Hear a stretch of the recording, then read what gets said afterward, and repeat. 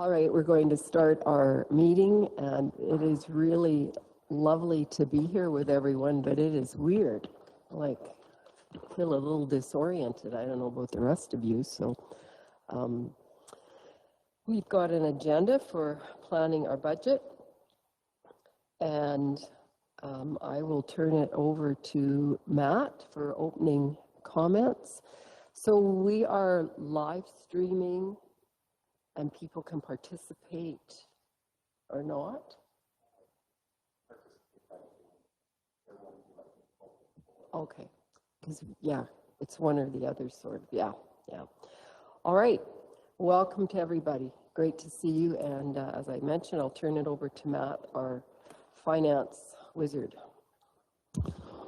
Good morning. This is awesome. It is nice to be with everybody once again without masks in council chamber. So, Madam Reeve, members of council, it is a privilege to serve you and your ratepayers at the County of Newell. I think we never want to lose sight of the fact that we live in one of the most prosperous regions in the world, I think, a stable area. We have a lot to be thankful for living in the County of Newell.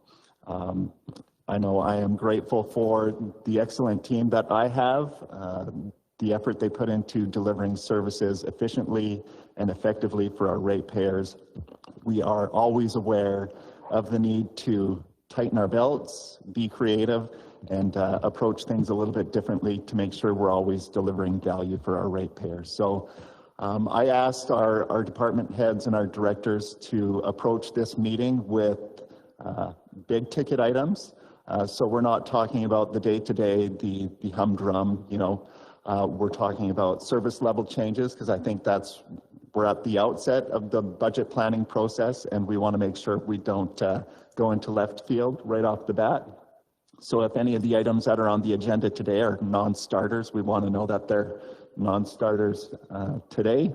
And if there's items that we may have overlooked, we want those to be put on our plate so we can make sure that we get the right information in front of council and in front of the public for consideration when we meet again in October, November to consider the interim budget, which we prepare over the next number of months.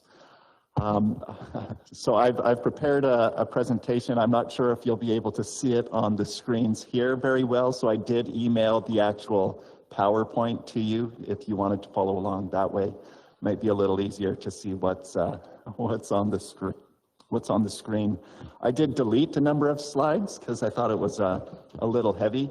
And a lot of these things that we review at the budget planning meeting in terms of our financial position, none of this should be new information to us. But I think it's important to surface this information, especially for any of our ratepayers who may be listening in, so they have some context going into our budget planning session here.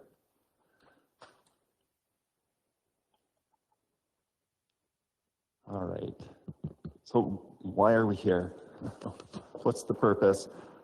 We want to consider the county's financial capacity to provide services. At the end of the day, we are in the service provision business. We want to make sure we provide value to our ratepayers.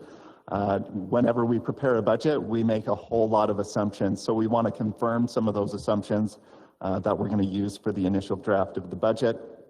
Like I said, I've asked everybody to focus on big ticket items, so proposing service level changes, setting priorities, and identifying areas where additional information is going to be needed to facilitate sustainable decisions. And at the end of the day, we're really looking for council's guidance as we go into preparing our budget.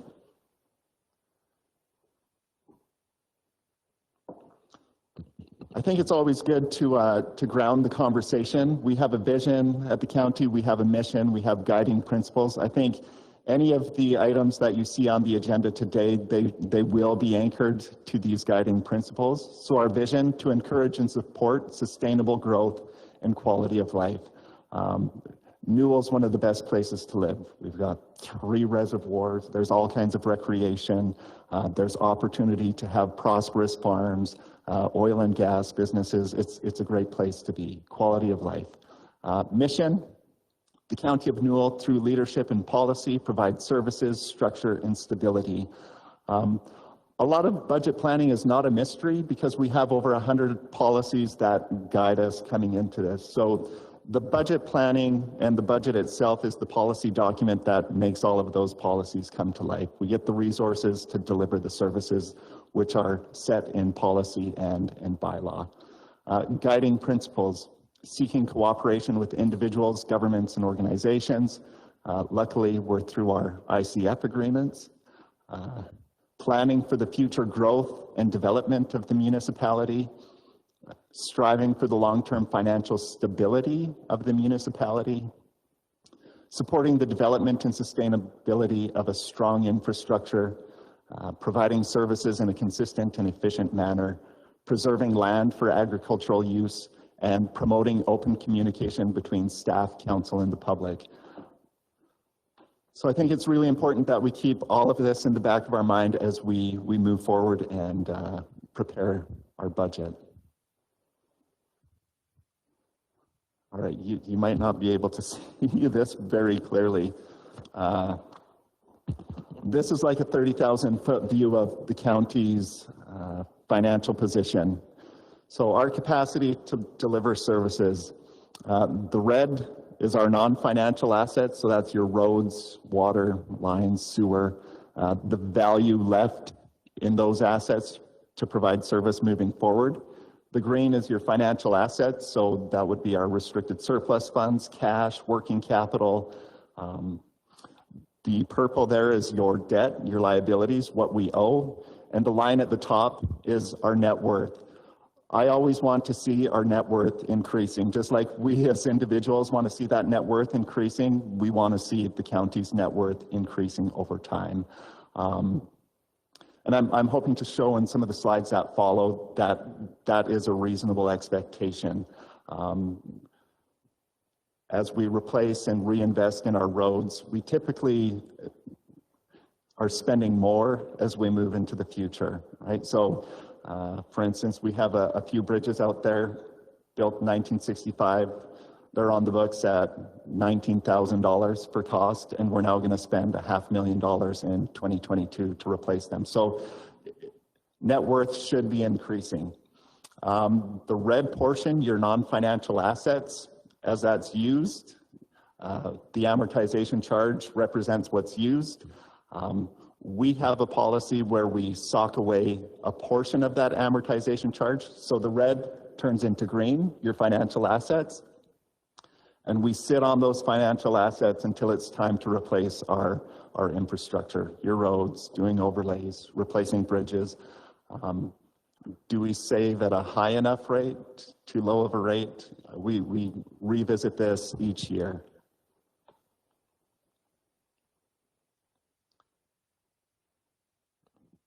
This next slide, again, is all about our asset management. Really, delivering our services rely on two large components. It's the stuff, our hard assets, and our people. We want to make sure that both of those things are taken care of. We want our people in good shape, and we want our assets in good shape, because those are ultimately the bedrock on which our services are provided. This slide here shows the net book value of our tangible capital assets to the historic cost of our tangible capital assets. Alberta Municipal Affairs has defined benchmarks that measure a municipality's management of its TCA. Their expectation is that, on average, we're investing at least our amortization charge back into capital assets on a 5-year basis. They have a trigger set at 40%, so you'll see that yellow line kind of going up and down. It shows the percent value, net book value to cost. When that dips below 40%, they start looking at your management practices. At the end of 2020, we had right around 69% of our net book value left to deliver services, but you will notice there are some categories that need some attention. Machinery and equipment has dipped below 40%, due largely to us extending the use of our graders. Those are set to be replaced in the next couple of years. And roads. roads and bridges are in that roadway category. They're down at around 55%, but we're continually investing in our roads. We are really focused on our asset management practices and trying to get the most value out of those things for our ratepayers.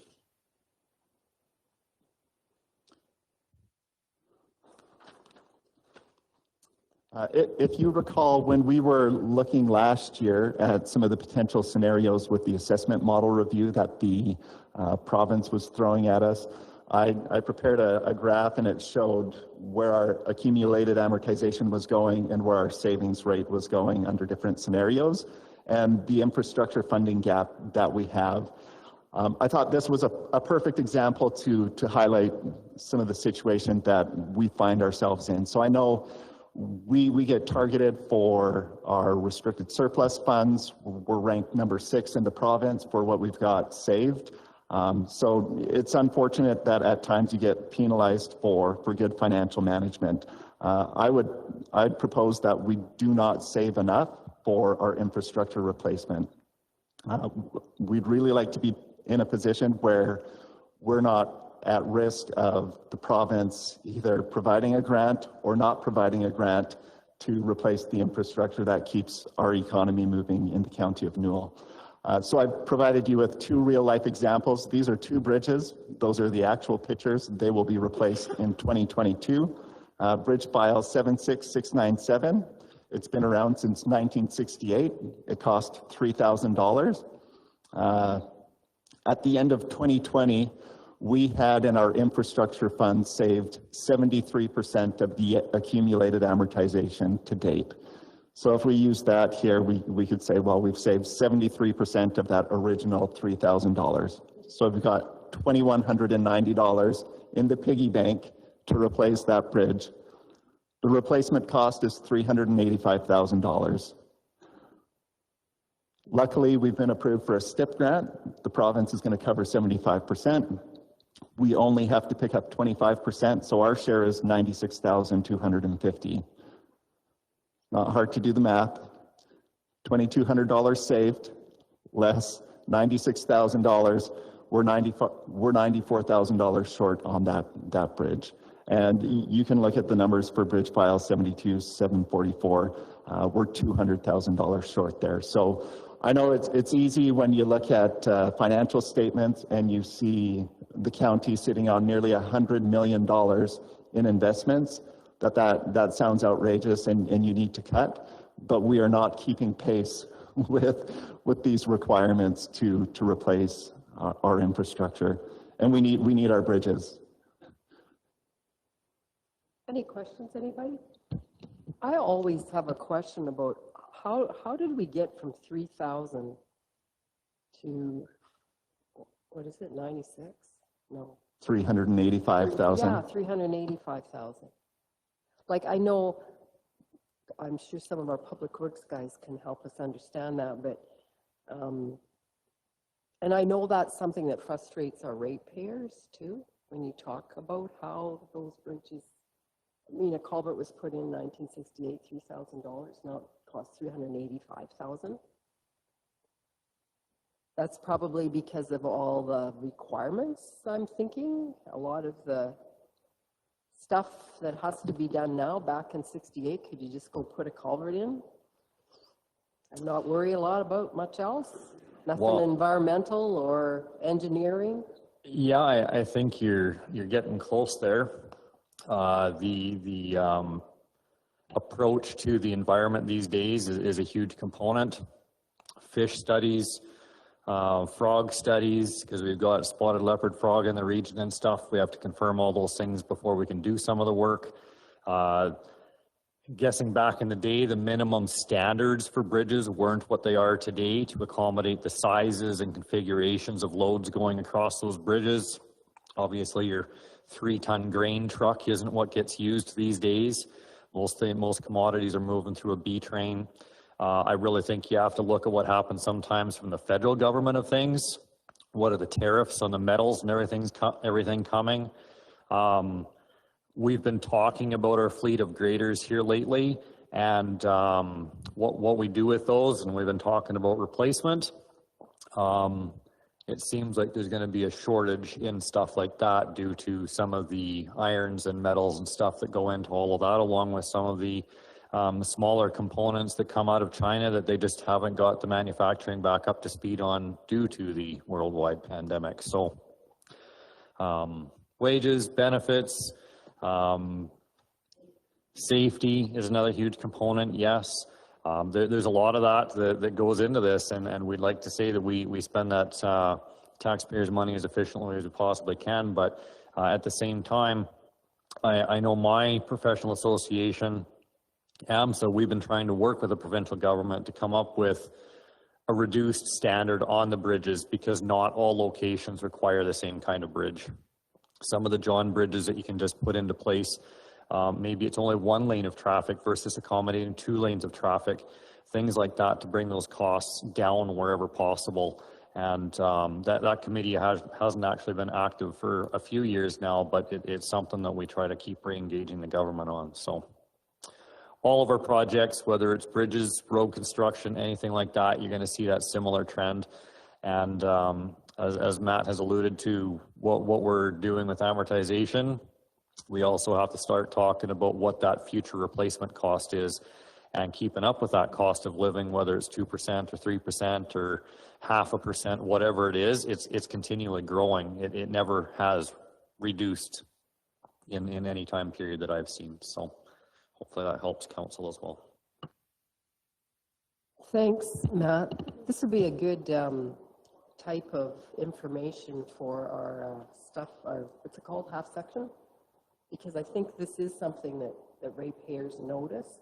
The other thing, that everything that's called a bridge file can be a culvert, and all of the crossings, that information I think would be good for our public to understand, because of our irrigation district, that we have a lot more responsibilities than some, which isn't a bad thing, but it's a fact. Brian. And I think you just touched on what I was going to deal with, and that is there other municipalities that perhaps aren't in the same situation as us that have to deal with irrigation districts where there's a cost sharing? I know we've had a few, or at least one resolution that I can remember that went to our convention, and I'm just not sure if there's been any movement by the irrigation districts to participate in those costs, because truly, is it a road crossing a canal, or is it a canal going underneath a road? And I think it's a fair question.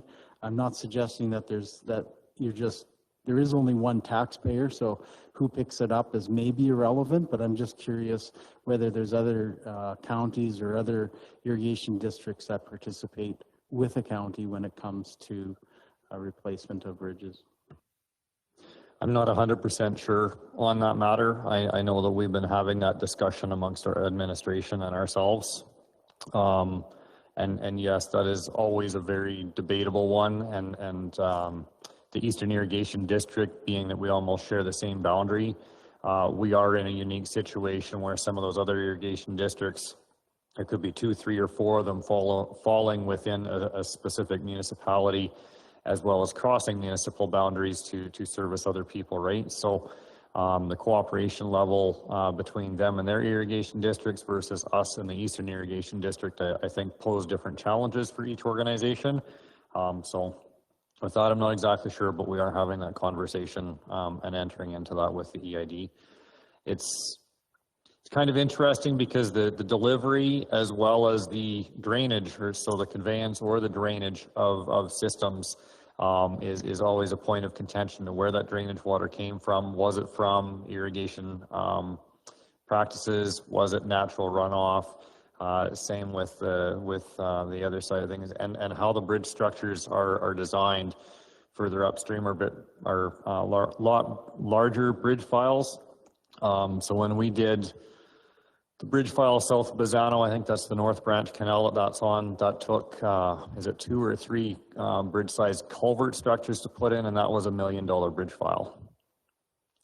So what we have on the screen at $96,000 is a small structure, and something like that is a large structure, and we're In that case, it's water conveyance, which, yes, that might help us along in the long term of things with improved cooperation with the Eastern Irrigation District. Mark, just from don't understand this that well.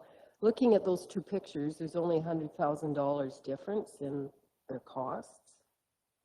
So that one, like the culvert versus the overpass, basically. So the culvert, what you're not going to see when that one goes to get replaced is there's going to be a lot of armor around the end treatments of the culvert. So a lot of larger rock and stuff that's going to go in from what it looks like today. When you start talking about some of the concrete girder spans and stuff, that one could, and I don't have the design on my hand. Jeff's not here, unfortunately, to help me along with this one, but I think that, well, they're trying to get away from the concrete bridge decks. They're trying to get away from the timber bridge decks and stuff like that.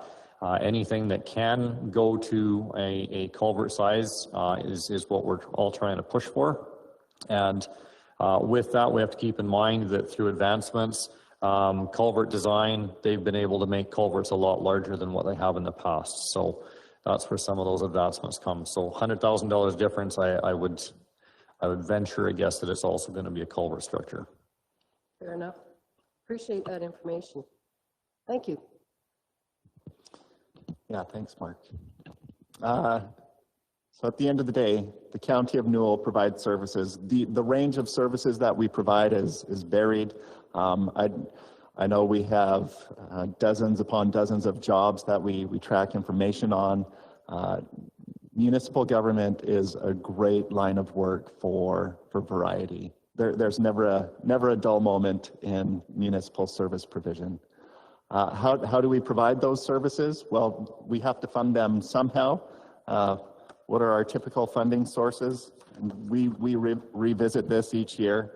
Taxes, user fees, grants, if the province and feds are feeling generous, debt, or our savings, restricted surplus. So I did want to just provide a snapshot on each of those. User fees, we have our schedule of fees that we review each budget cycle. Todd's going to talk about Emerson Campground later on and propose some potential changes there with some proposed increases in service level down there. Minibus, we've been on a path of increasing that $2 per trip each year. That's in. Utilities, we'll wait till we get further down the road, but we had modeled at the end of last year around a 3% increase. We like to always make some movement on that.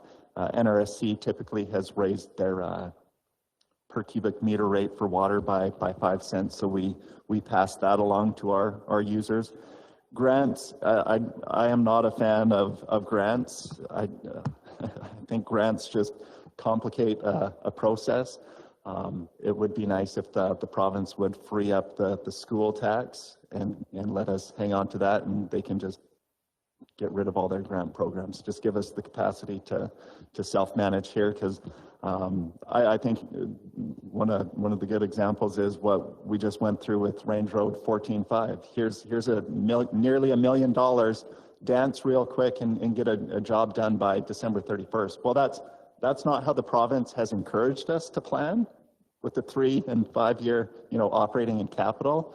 And that one went sideways because we didn't have enough time to secure the land. So I am not a fan of grants, but when the money comes, I think we want to grab it and have a plan for it. MSI is probably the most consistent, if you can say that, of the grant programs. We currently have available $4.6 million in MSI that we can allocate. I reached out to the MSI grant folks last week to see how much of the future allocations we could potentially commit. That commitment limit is $26 million. So that's a risky proposition. We did that with the Rural Water Phase 1. We just recently, this year, received the last $500,000, but that is an option available to us to commit future MSI dollars. Federal gas tax, we're around that $450,000 a year. We've typically been punching that money back into Terry's Road program. And then there's a few other operating grants for ag services, emergency services from time to time as well. In terms of debt, our debt limit, we could borrow up to $57.6 million. Our ability to service that debt is limited to $9.6 million per year. As of June 30th, we have $4.8 million in debt outstanding. And I think we're all aware that by 2023, the rural water project debt will be paid off. So we do have the capacity to borrow and service new debt if there's projects that council wants to advance on borrowing. Restricted surplus, I've talked about that already a bit, just under $100 million at the end of 2020. I really want to emphasize that that is not too much money to be sitting on for the infrastructure that you have to replace coming down at you. That is really a critical component of our asset management. If you recall, when we put the restricted surplus policy into place, I think it was 2012, we set that we would save 50% of the amortization charge at a minimum, and the goal is to have a fully funded infrastructure replacement plan based on replacement cost. At the end of 2020, we had 73% socked away in the infrastructure fund, 88% in facilities. Vehicles, machinery and equipment, we're doing all right, 116%. So we've got a ways to go on infrastructure and facilities before we've even saved that historic cost. We really want to be over 100% there.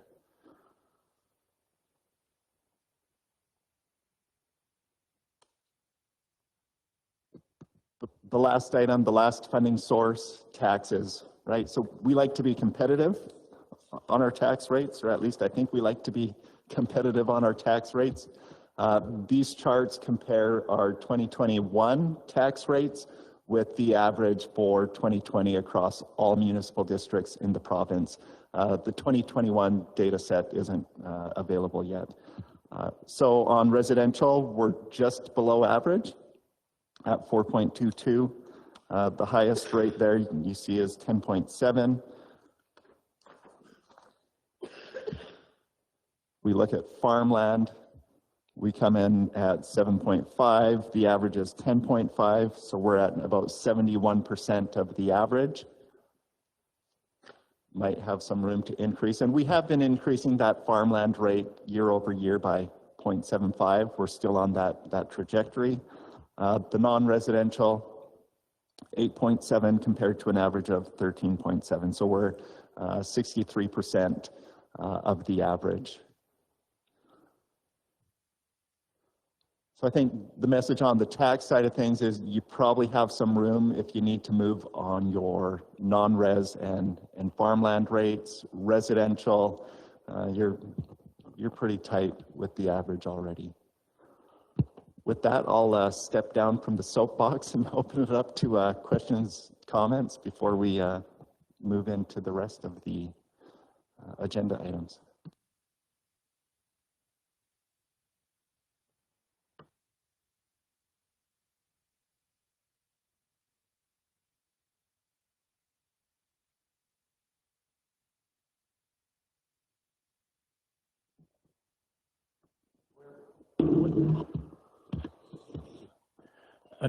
What are you comparing? Like what's the base? Absolutely. So the base is accumulated amortization. So the amortization charge that has accumulated to date. And that doesn't keep up with costs. Correct. Right.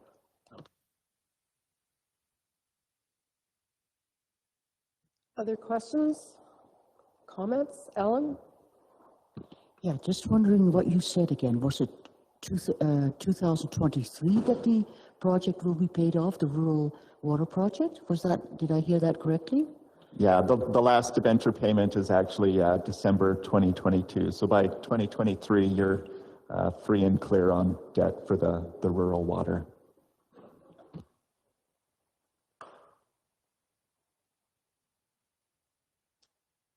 No other questions? All right. Thanks, Matt. You always make it understandable, which is good. So I guess then we'll move into our the departments, and Todd disappeared to get some batteries. Is that what he's doing? No, that's okay.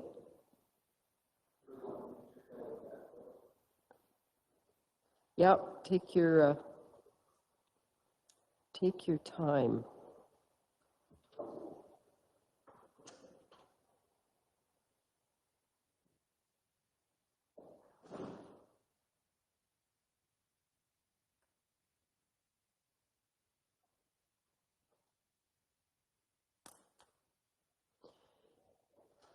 So we're at item 3.1 on our agenda here.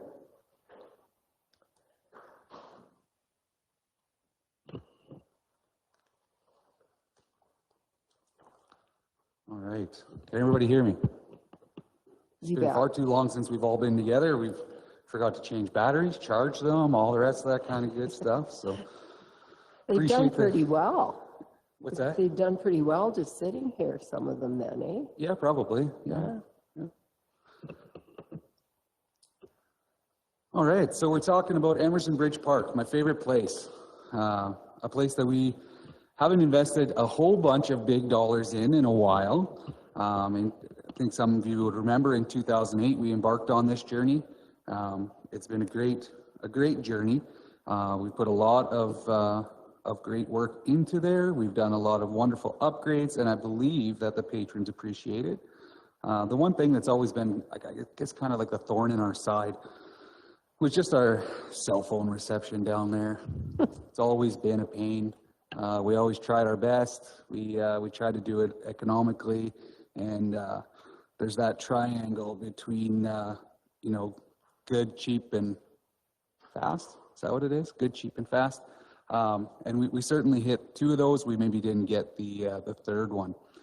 So we've talked about cell phone reception before, and we talked about how to make it better. We worked with a local company and a company out of Calgary to kind of come up with a solution that would improve the reception down below. So essentially what it does is it takes instead of spreading the signal from the top of the hill down through the foliage and trying to get everybody, what the intent would be, or what I guess the question is whether we should plan for this, is just to take it from that tower down the hill through fiber optic and then spread it at the bottom of the hill through 3 or 4 locations.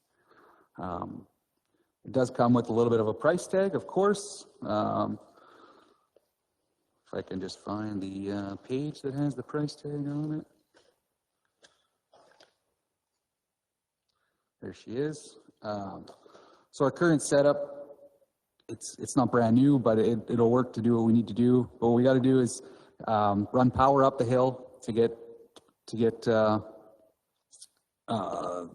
signal stronger, and then we got to take fiber optics from the top of the hill down below. So we got $70,000, and that's for working with again, that was Cactus and Telcosat.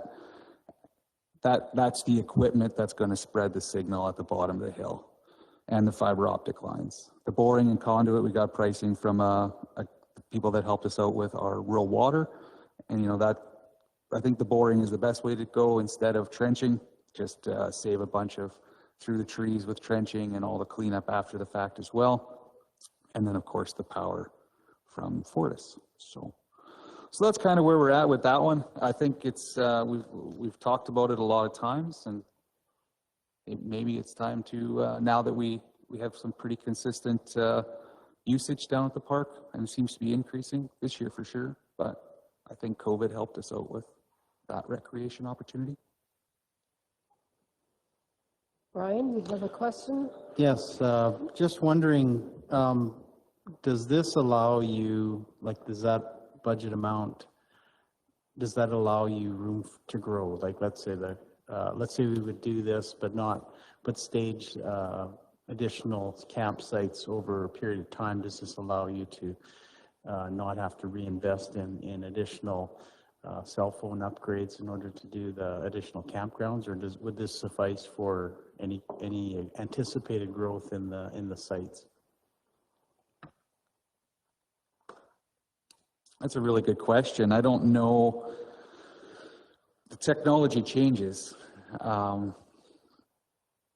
So that to me would be the only thing that would impact that. I don't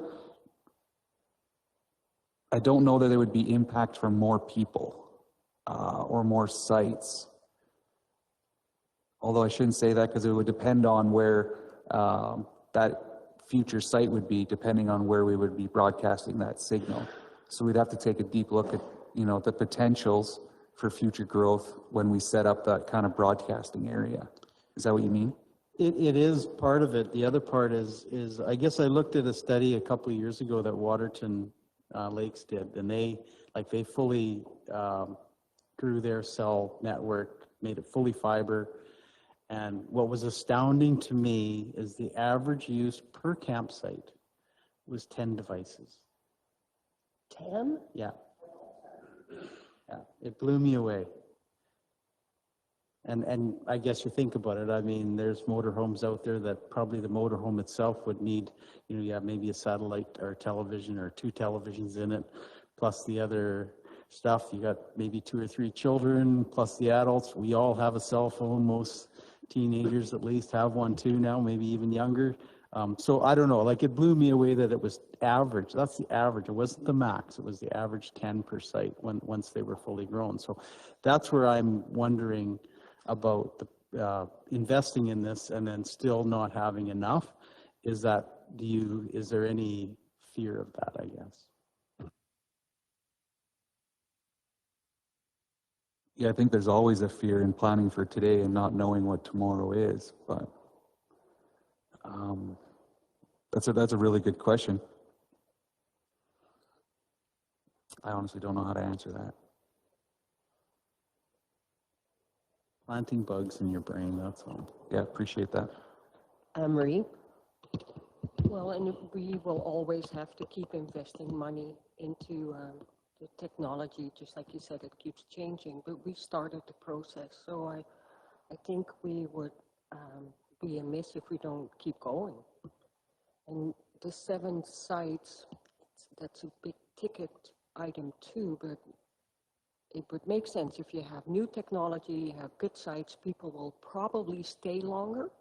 If you don't have good access to internet, you leave after a day or 2. So I almost feel we have to keep going because we started. Todd, you mentioned the work, some of the guys we've had big camp type setups, and they also need good connection. Yeah, that's some of the comments we've heard in the past from different work groups, is that they want to be down there, but they need connectivity to the top of the hill. And maybe less so in the recent years, but I know that there's been some big oil and gas switch-arounds just north of the river, and those guys have called, I think they're called turnarounds, maybe, something like that. But anyways, they need connectivity to figure out all of their stuff, and so they haven't been able to stay with us at Emerson. Now that's obviously not going to be enough to have those few guys to pay the whole tab on what we're talking about, but we've had other groups as well, even when we're doing our the 36 construction, some of the paving that we've done, ACON has stayed with us, and that was one of their complaints as well. It wasn't consistent enough to have that conversation back and forth from the top. And we've been lucky with the whole emergency business for the most part. That alone is pretty critical. I'm surprised that it's this cheap, to tell you the truth, because it seems like electronics and technology is very costly always. So, any other questions?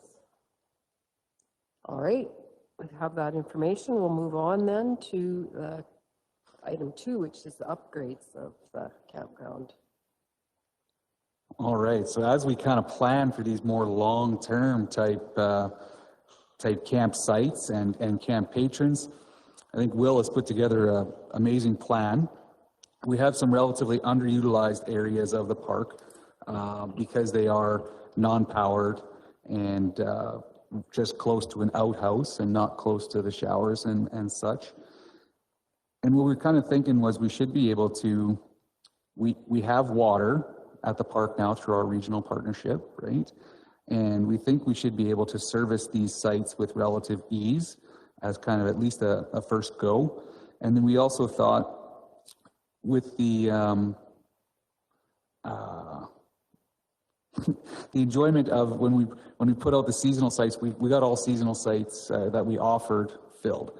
So we thought maybe there was an opportunity to increase those seasonal sites and also have some of these full service sites available. Campers are maybe not what they were when we first maybe built Emerson Bridge Park back in the day.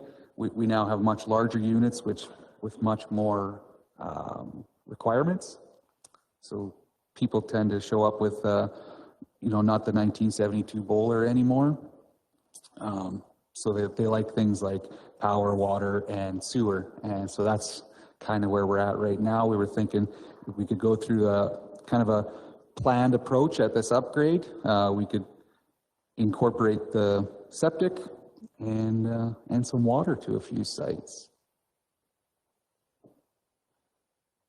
That one comes with a little bit more of a price tag than the cell phone reception, but we had kind of planned this out, and you guys might remember the conversation from when we were going through that grant process. So we kind of planned it out that we would be able to have multiple different contractors in place, but we think we could do it with our own sources, or our own labor as well, by extending a few of the seasonal people that we have. So some great opportunity, we think. And of course, with flood proofing, everything just costs a little bit more. We had kind of intended to put some collars on top of the septic tanks and maybe build up a little bit, just so that, when we do get 4 to 6 feet of water through the park, we don't wreak too much havoc.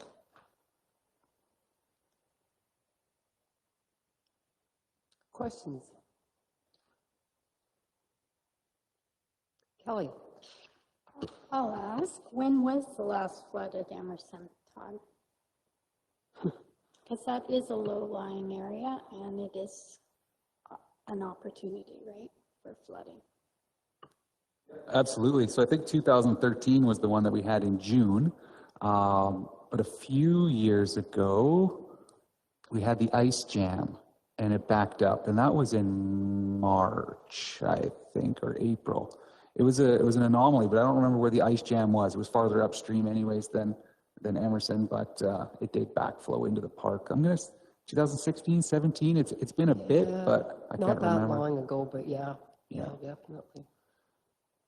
And that's why many of the structures that we built there are flood resistant.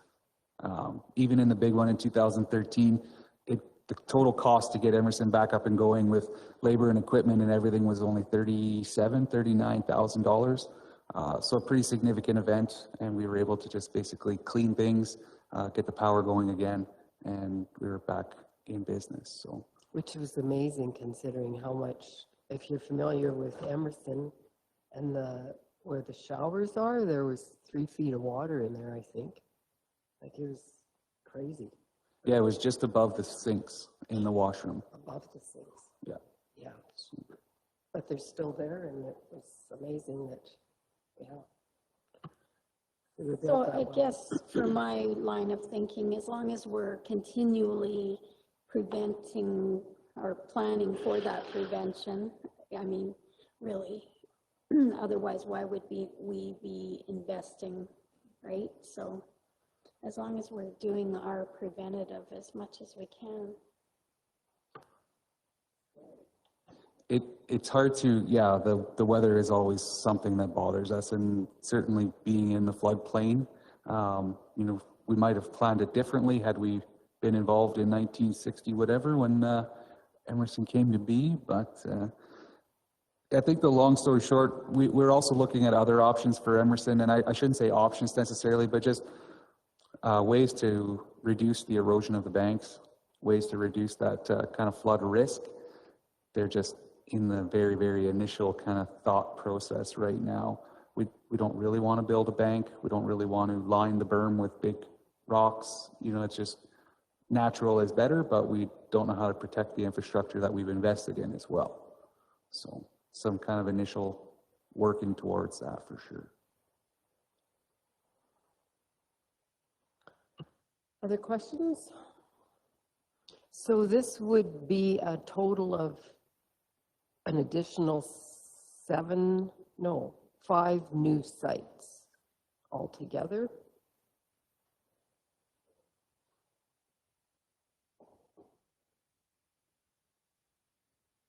Yeah, roughly. This wonderful map. I hope you guys got it in your package. Yeah, That yeah. I willed it up. Yeah, we do add some on the riverside. So is that top left-hand corner the river? Yes, Okay. yeah.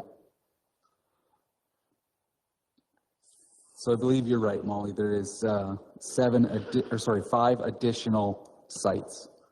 So that's where the brushing and the leveling and a little extra graveling comes into play.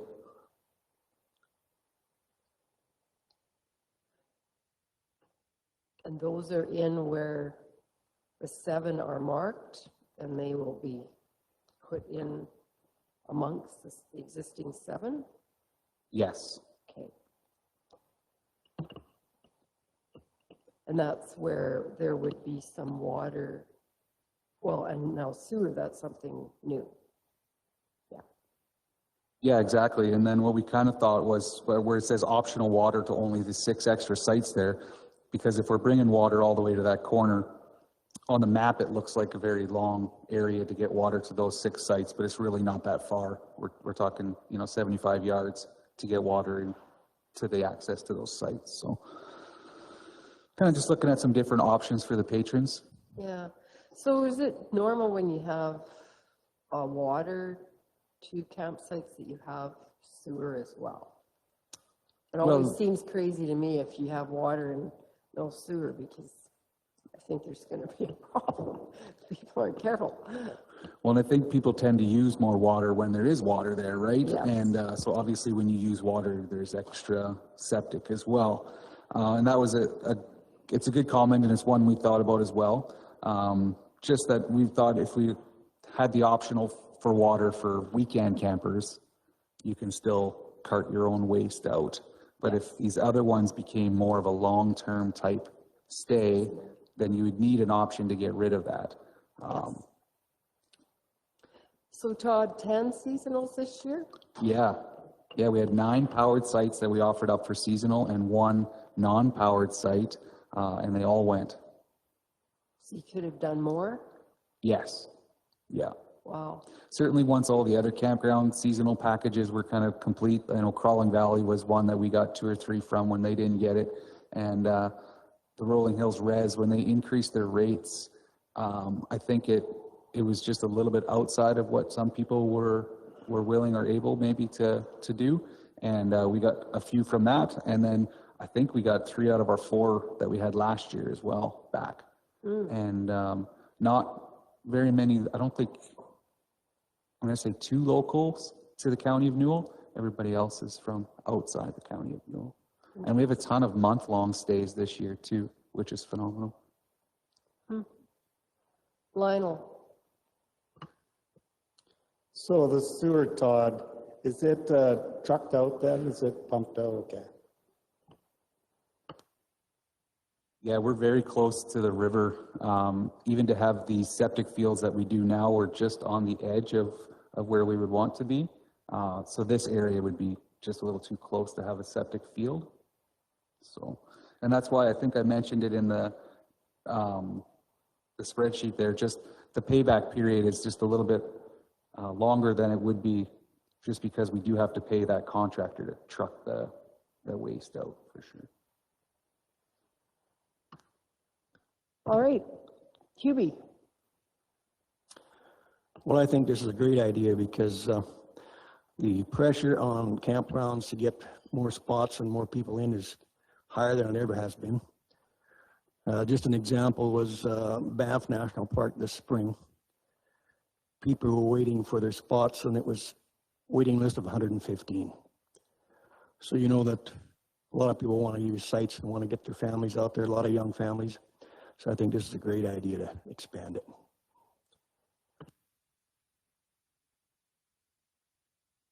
All right. No other questions? We'll move on to the soil conservation on a totally different topic.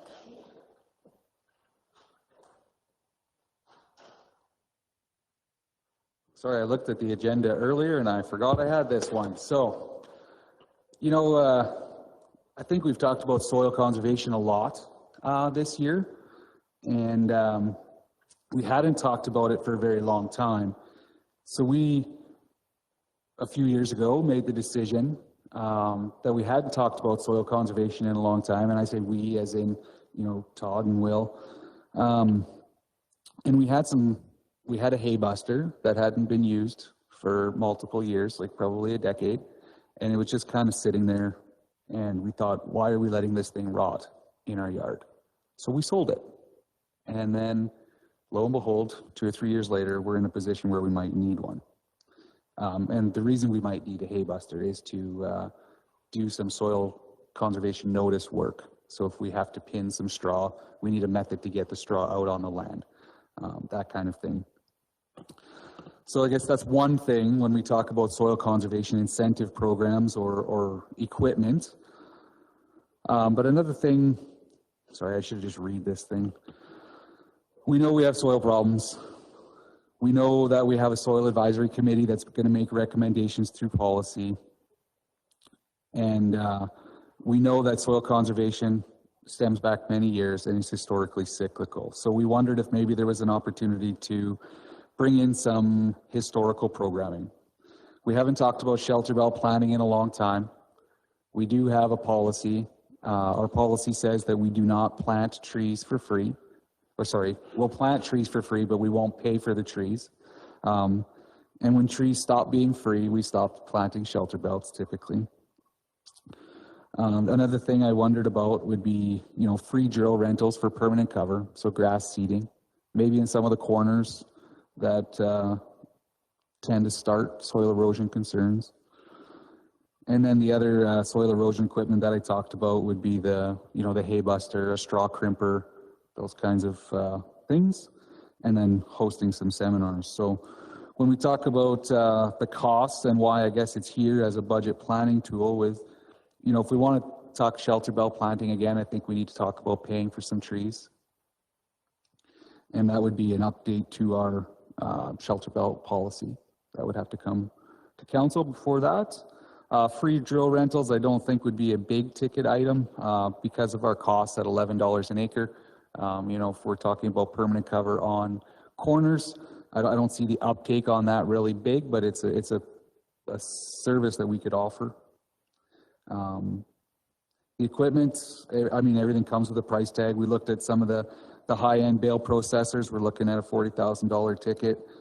Straw crimpers are relatively inexpensive, and then just a lot of snow and wind fence would be kind of that emergency use type equipment. And then seminars and meetings, I think this is something that we have to do to try to bring people together again and share some information and share our side, maybe get some of their side as well. And those usually do come with a price tag, somewhere around that $30 to $40 a person by the time you get a lunch or pay a couple speakers or rent a room, that kind of stuff. So it doesn't always come cheap. And and then I'm hoping that the Soil Advisory Committee does come with some sort of recommendations on things that we can help with to implement positive change. I believe that money up front is a lot better than money spent after the fact. So hopefully, in my opinion, again. Thanks, Todd. Wayne. Todd, does the province have a shelter belt program, or did they cancel that? The shelter belt program was a federal government program through PFRA, and that was out of Indian Head. They grew all the seedlings, and then we could order the seedlings from them, and all we had to do was pay the shipping. And so when they quit that program in 2013, now you have to pay for all your seedlings from, there's multiple companies, non-local, but multiple companies. What, is the cost prohibitive, or is it fairly decent? Not that much to buy these seedlings and stuff? I think it all depends on the size. To do a field scale shelter belt, you're talking multiple thousand trees, and typical seedlings are, I would say, on average about $4. So that's where it kind of gets cost prohibitive. I think there is some CAP grant funding for them, or there used to be. I guess I haven't looked to see if it's still there, but Yeah, but I remember back in the 30s, shelter belts were a big push, especially in Saskatchewan. And they had these rows of Carriganas, and they worked. And a few years back, some guys from Alberta moved to Saskatchewan and took them all out. Now we might be looking at putting them back in again. It's amazing how we forget.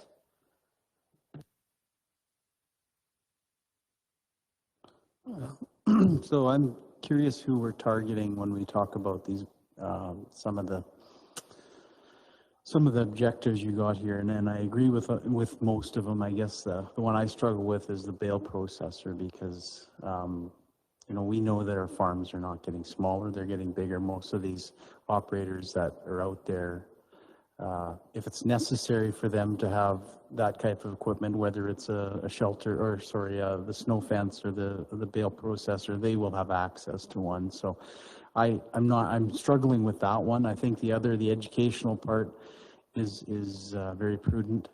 And as far as shelter belts, I'm going to disagree with Wayne, because most of the people that I know in Saskatchewan that took them out, they're all no-till. And so the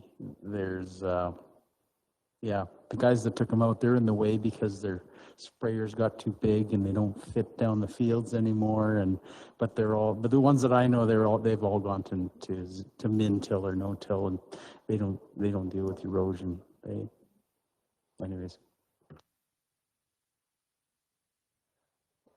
yeah, I think every farm's a little bit different, and I don't exactly know who we're, I don't want to say targeting, but the reason that we should have some sort of, or at least access to those kinds of equipments, is for when we have to enforce soil conservation. There are some contractors that have them as well, that they work in the reclamation industry, that we could hire to do those things. It's just, that would be where we would need that kind of equipment.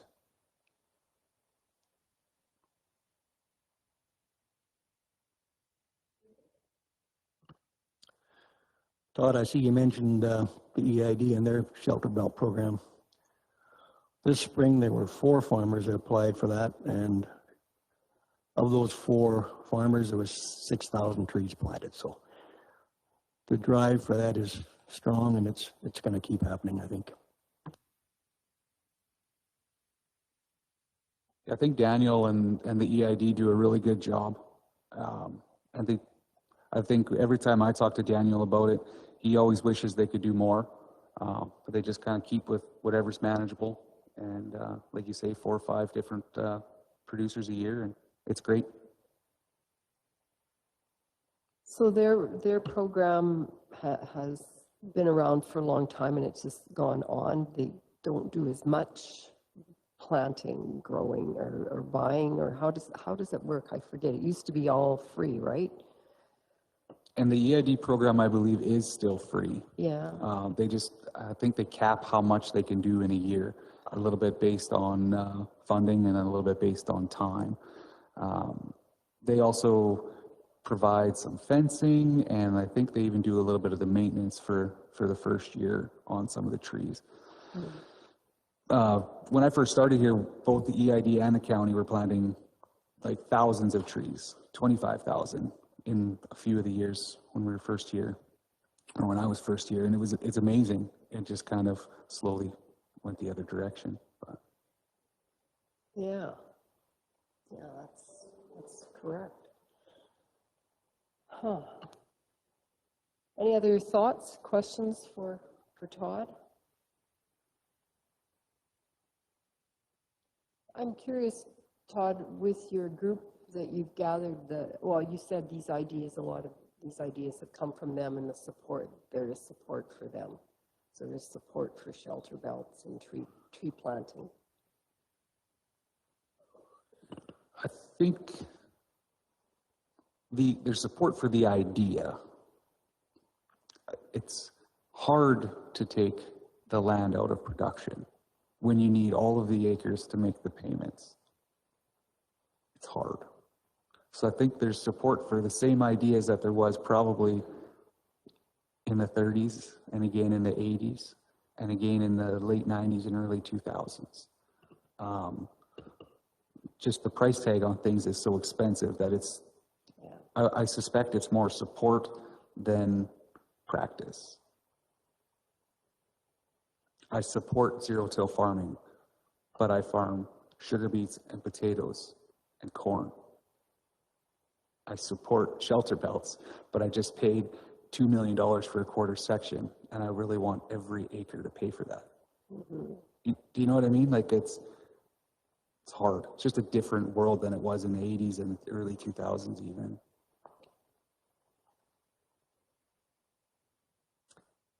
Anything else on this topic? Tracy? Yeah, I guess that sort of answered, or my thought was with the shelter belt program, if you could kind of do it as sort of a user pay contribution system, but if we're talking support and not actual practice, that probably wouldn't work either then. If you put into a user pay system. Well, that's currently what we have now, right?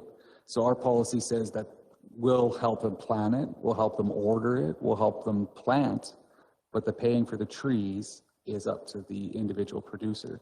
And that's, I would say, typically where the roadblock is when you look at planting, you know, a 3,000 or 4,000 tree shelter belt, and it comes with a $12,000 to $15,000 price tag.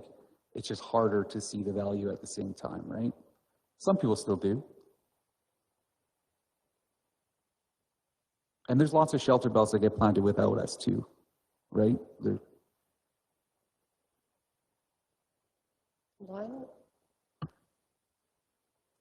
Well, I'm not so sure that shelter belts are going to be a method to prevent soil erosion. Being, like Brian talked about, it's very difficult to put trees in your way when you're trying to farm. That's a difficult process. You know, they interfere with your spraying programs, they interfere with your equipment. And also we are all GPS now, or not we, I shouldn't say we, I said most farmers are GPS now, and GPS doesn't stay away from trees very well. So I'm not sure that that program will be that successful. I don't know. I know myself, if I was in that position, I'd have a very difficult time putting a tree in my way. Yeah, and I'm not going to tell you have to plant trees, but there's other areas that we can block wind too, right? Like the corners maybe, or odd shaped fields that aren't utilized to their full potential, just to get some sort of windbreak back on the landscape. But yeah, you're right. It would be pretty tough to get in the way of a 110-foot sprayer for sure. Okay, we will, Ellen? Yes, Todd, I have a question for you. Our erosion advisory committee, when are they coming out with their suggestions or recommendations? Do we know? That is a really good question. We've had so much wonderful conversations. We've only met twice. And from the first conversation, I put together sort of what a policy might look like, or at least the parts of the policy. And then we talked about it at our second meeting for about an hour and 20 minutes. And we are nowhere near close. So there's so much great thoughts, and the diversity of the different farmers on the advisory committee. It really leads us down rabbit holes that it's hard to get back out of. So our next meeting is the third week of July, I believe. And we're just going to hammer out a few different points instead of trying to tackle the whole thing, where we got really far into the weeds. It was awesome. I loved it. I loved the learning. And it was great to see the different opinions on things. We just didn't get close to hammering out any sort of finalized plan.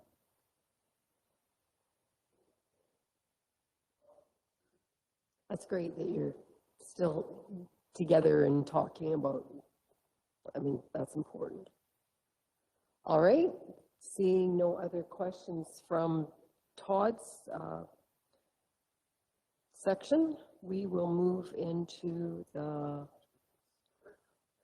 yes, actually, you know, let's go down to item 3.7 and have Stuart report ahead of, so that he can carry on with his day. So 3.7 on our agenda, the fire budget implications. Welcome, Stuart. Good morning, everybody. And as Todd said, it's actually nice to be in person and not talking to a screen today. So that's fantastic. So I've met with all my fire chiefs around the county of Newell and asked them for some extra budgetary items that they might want to have in play here for 2022. And before you, I prepared a document for each fire department and what their requests were.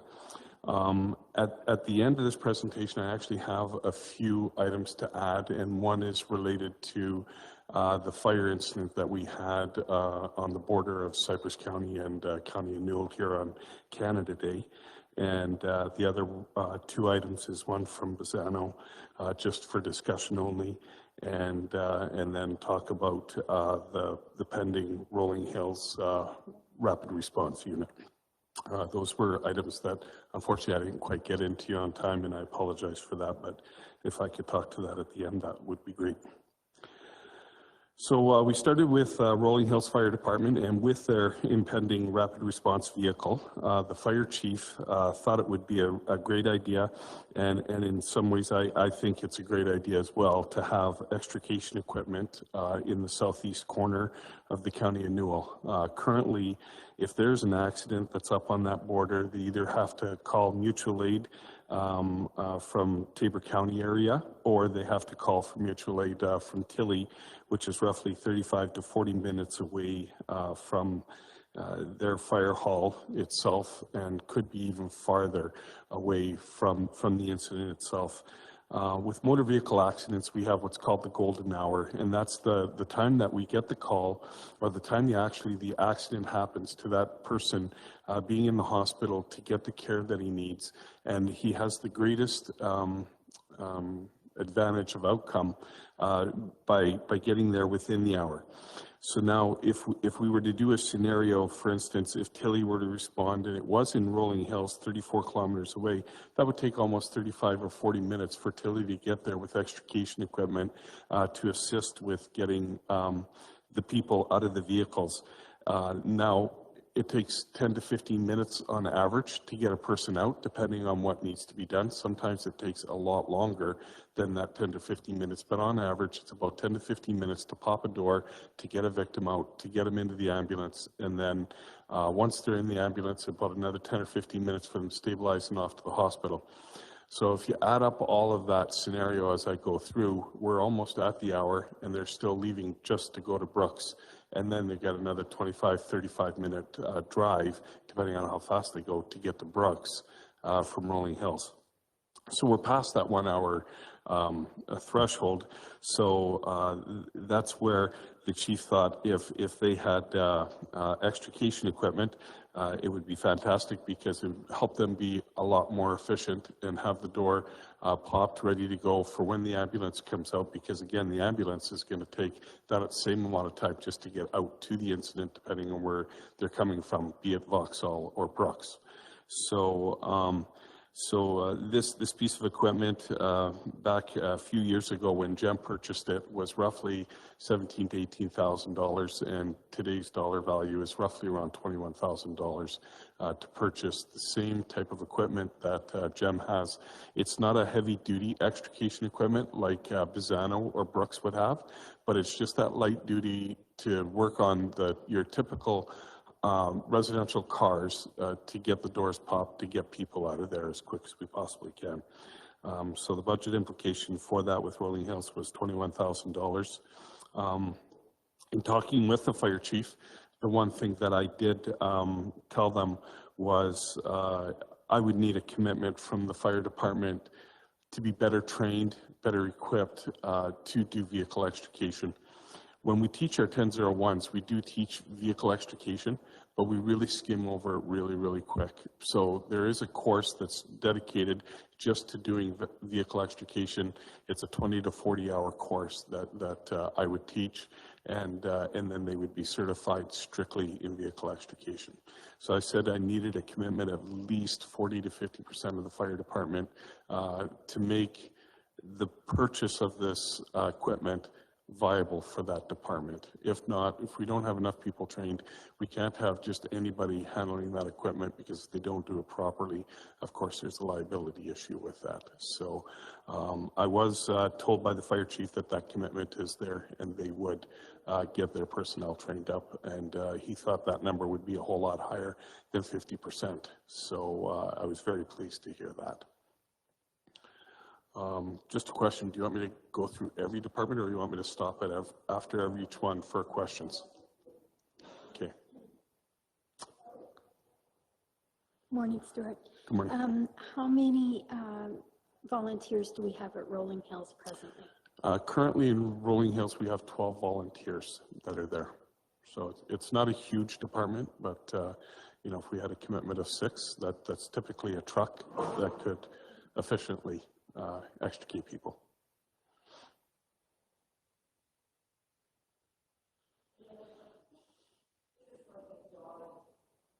Yeah, there'd be 2 things. There'd be a spreader and a jaws. And the jaws actually cuts the metals or the posts in between the vehicles, for instance, to lift the roof. And then the spreaders are that piece of equipment that gets in between the door and the frame to pop the door open to get the people out.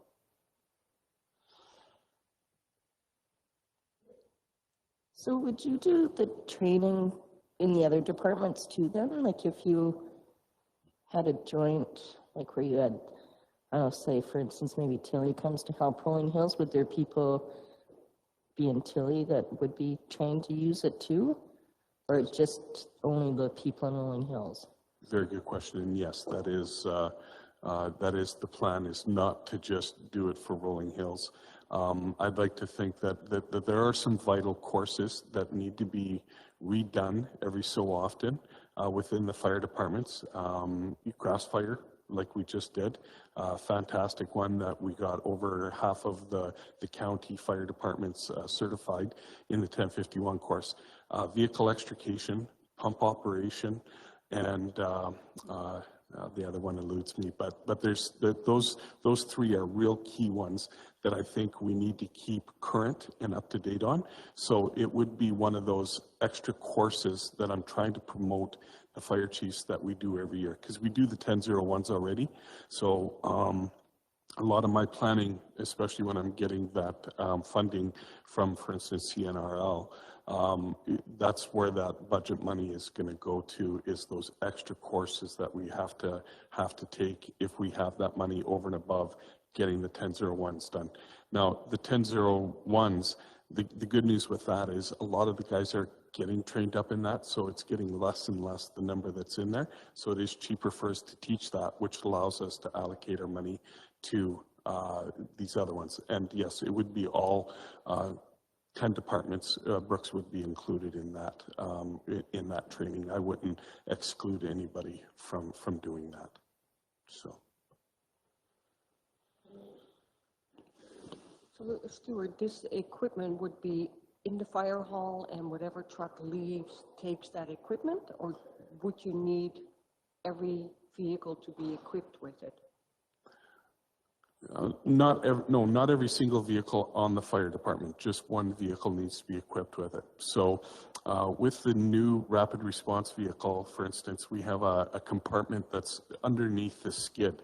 So our thinking is if we could throw the vehicle extrication equipment underneath there in that skid, that would be the perfect spot for it. And now that's why we call it a rapid response vehicle, not a brush buggy anymore, because we want to utilize that vehicle for more than just grass fires, medical response calls, and vehicle accidents. So this is the vehicle that equipment would go into.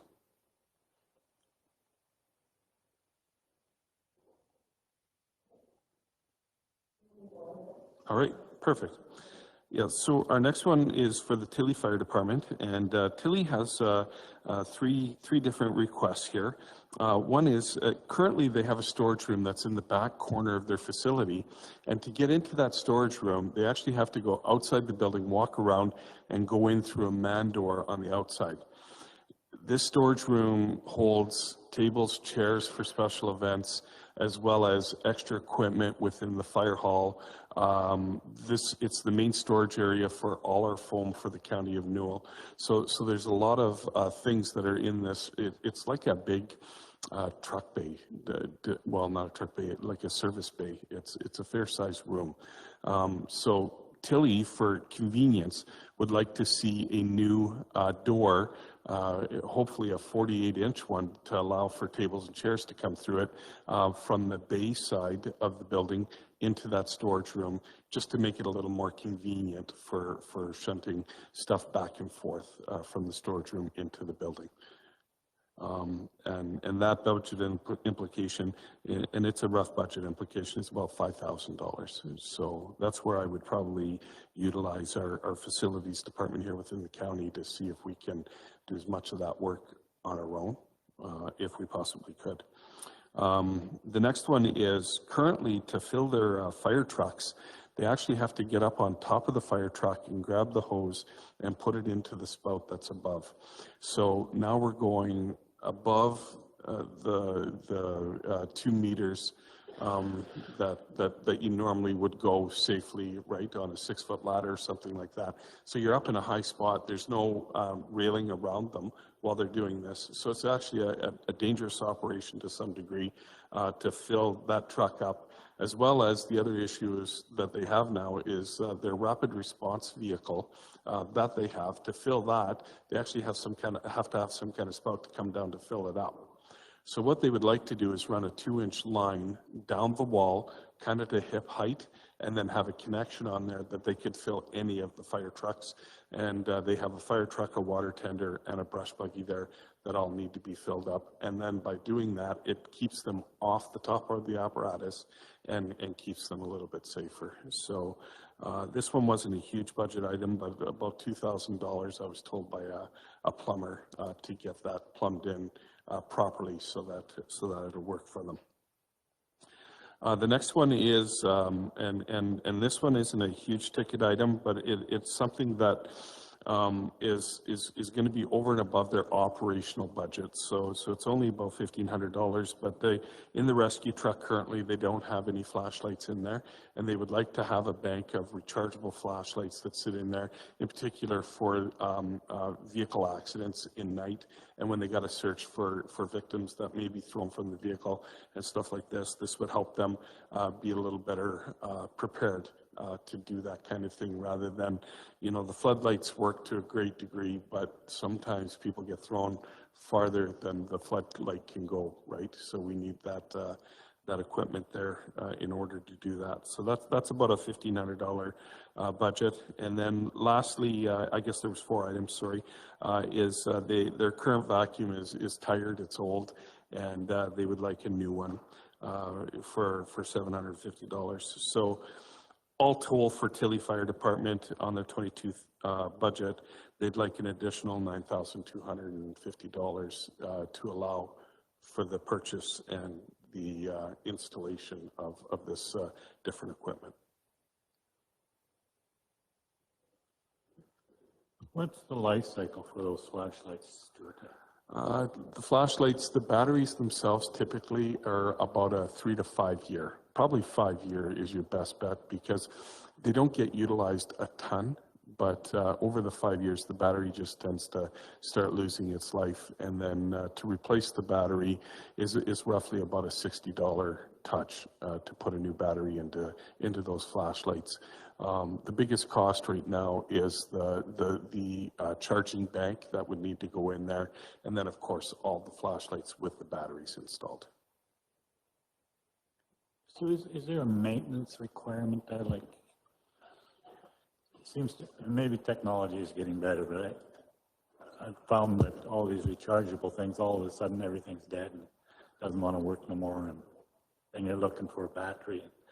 And unless you have something that's exactly the same, you can't get it. Oh, I see. Yes, technology changes, that can happen. And I guess I don't have a crystal ball. I know that in particular system that they're asking for, it's been around for a long, long time. So I can't say whether or not it wouldn't. I think the good news is a lot of our 24-volt systems that charge batteries and stuff like that are tied right into the truck. So then they're constantly charging 24 hours a day. So when they pull it off, it normally should work every single time, even if it's only for about 45 minutes. And truly, if you can't find your victim within 45 minutes, normally they're not there. So I shouldn't say victim, patient, sorry.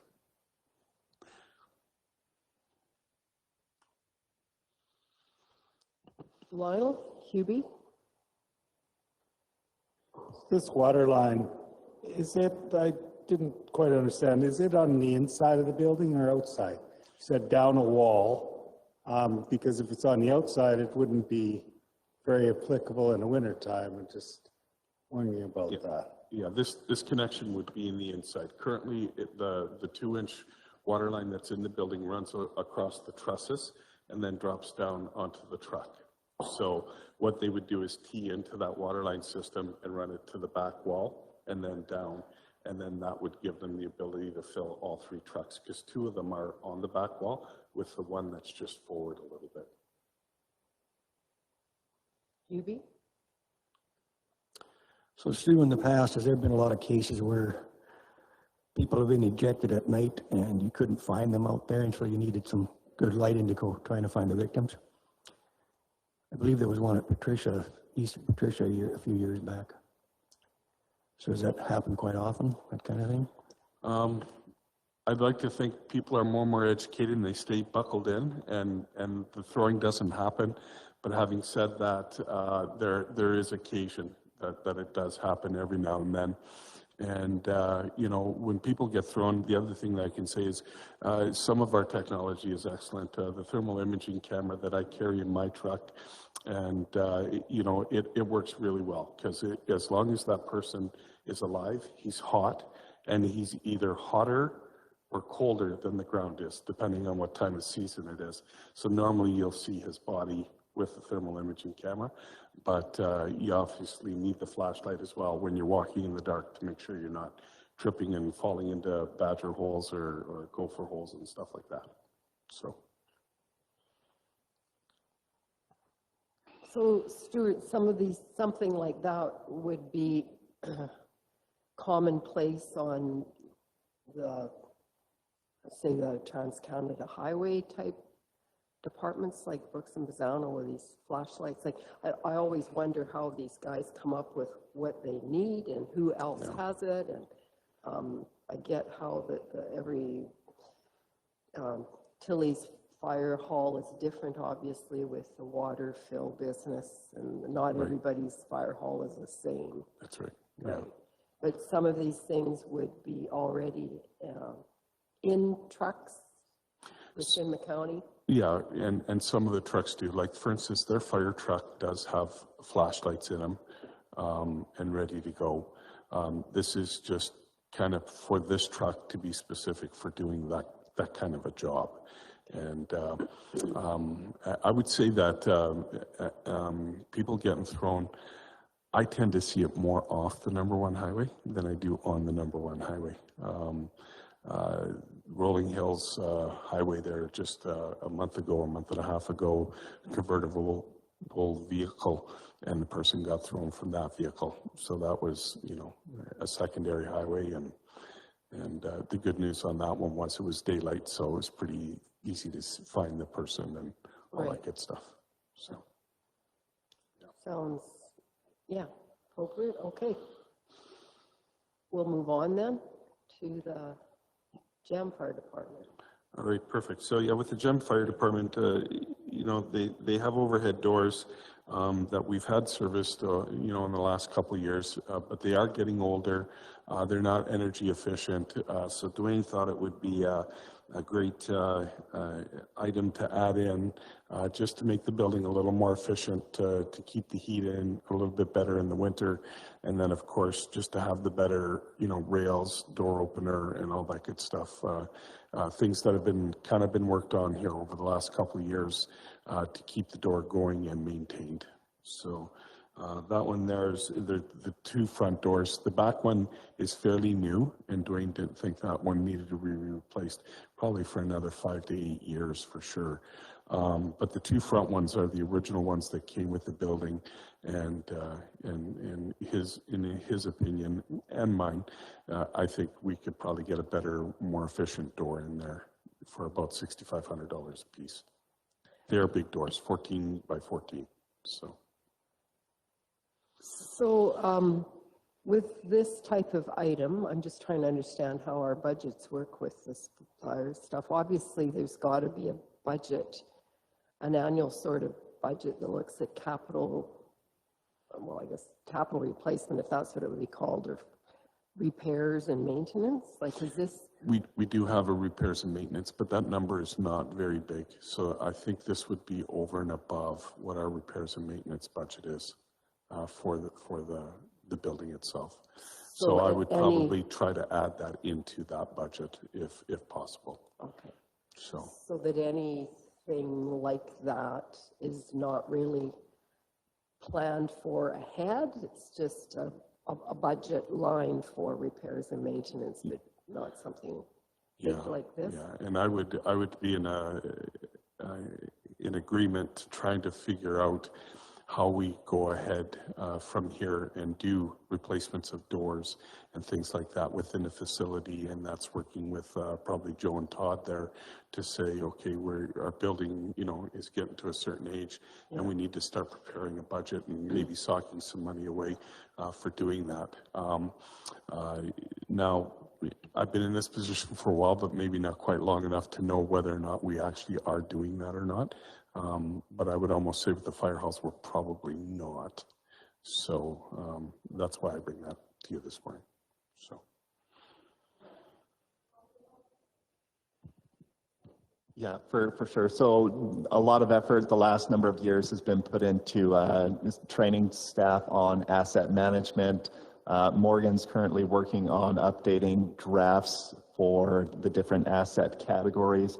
When Todd took the asset management certificate course, he's prepared a draft buildings asset management plan. Both Joe and Todd have been working on building out our asset management database with facilities information. And this is a great example of something that we should have in front of us, you know, in advance, well in advance, and be able to prepare for it coming. So, you know, they will be one of the biggest sections on all of the asset management plans is the last section, and it's the improvement plan items. So all of the things where we're like, oh, we don't have that, we haven't considered this, and it's really a work plan for us to work off moving forward, because we do want, it's like the bridges, right? Well, we think we're saving enough to take care of our infrastructure, and luckily enough, we don't have to replace it all in the same year, but we really want a clear plan. This building as well. When will we replace the carpet? When does it get a paint job? You know, these are things that, you know, if you spend a little bit of time thinking about, you can build it into your long-term plan. And then when everybody points at your restricted surplus, your reserves, there's a plan for it. It's all tied to specific items. So there's definitely work we have left to do on the buildings to get that all built out.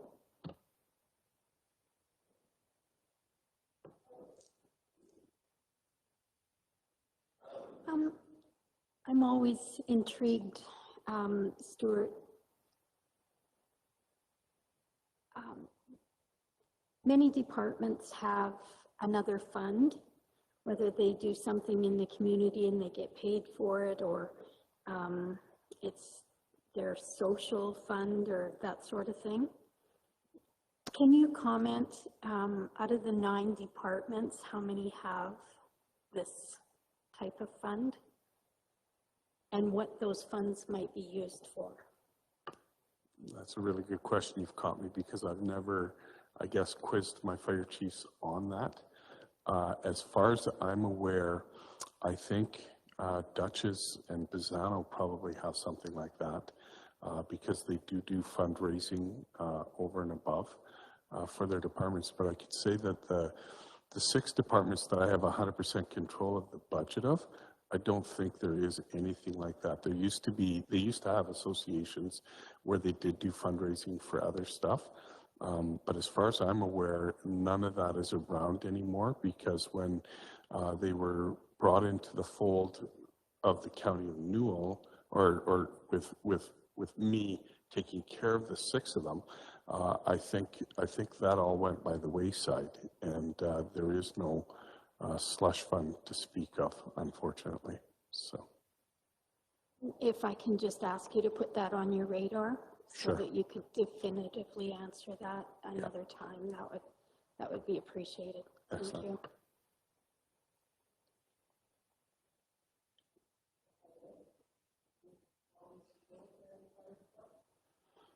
All right, excellent. So before you have one item, and I actually have 2 there for Rosemary now, which is one of the extra ones that I wanted to talk about. But the first one, again, is they have their new light-duty rescue truck, and I can tell you that they're very, very pleased with the vehicle.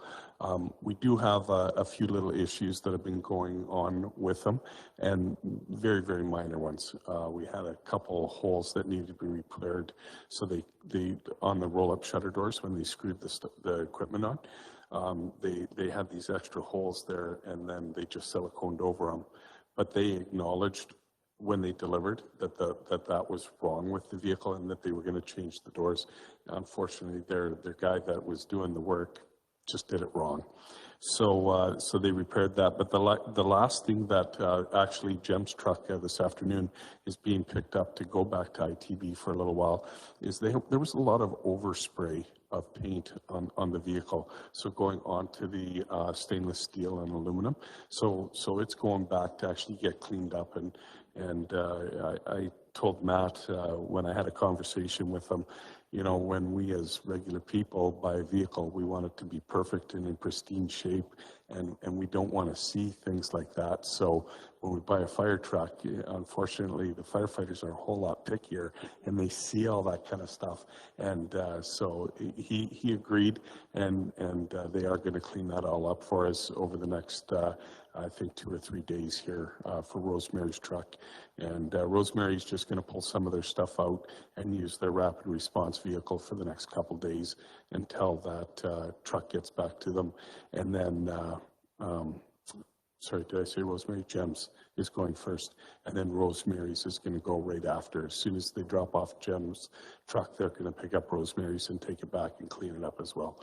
But they are very pleased with it and are glad that council allowed them to purchase those vehicles. So with the purchase of the light-duty truck, Rosemary would actually like to get extrication equipment into their vehicle as well. And at first, I had my reservations, and I had trouble wrapping my head around it when we have Jem, Dutchess, Bizano, and Brooks all with extrication equipment, and now Rosemary is asking for the same thing. But when I did the whole scenario like I did with Tilly to Rolling Hills, Dutchess is our closest one at 14 kilometers, so roughly a 20 to 30 minute response time to get there, to do the extrication, to get somebody out. Now, can that person still get there within that golden hour? It could be possible, depending on where it is. But, you know, if it's more relying on Jem or Bizano, well, now we're going to 30 to 45 minutes of wait time just to get the vehicle there to do extrication, to get the people out, right? And Brooks is almost the same. So I said I would present it to you today, and, you know, will it make their department better? Absolutely.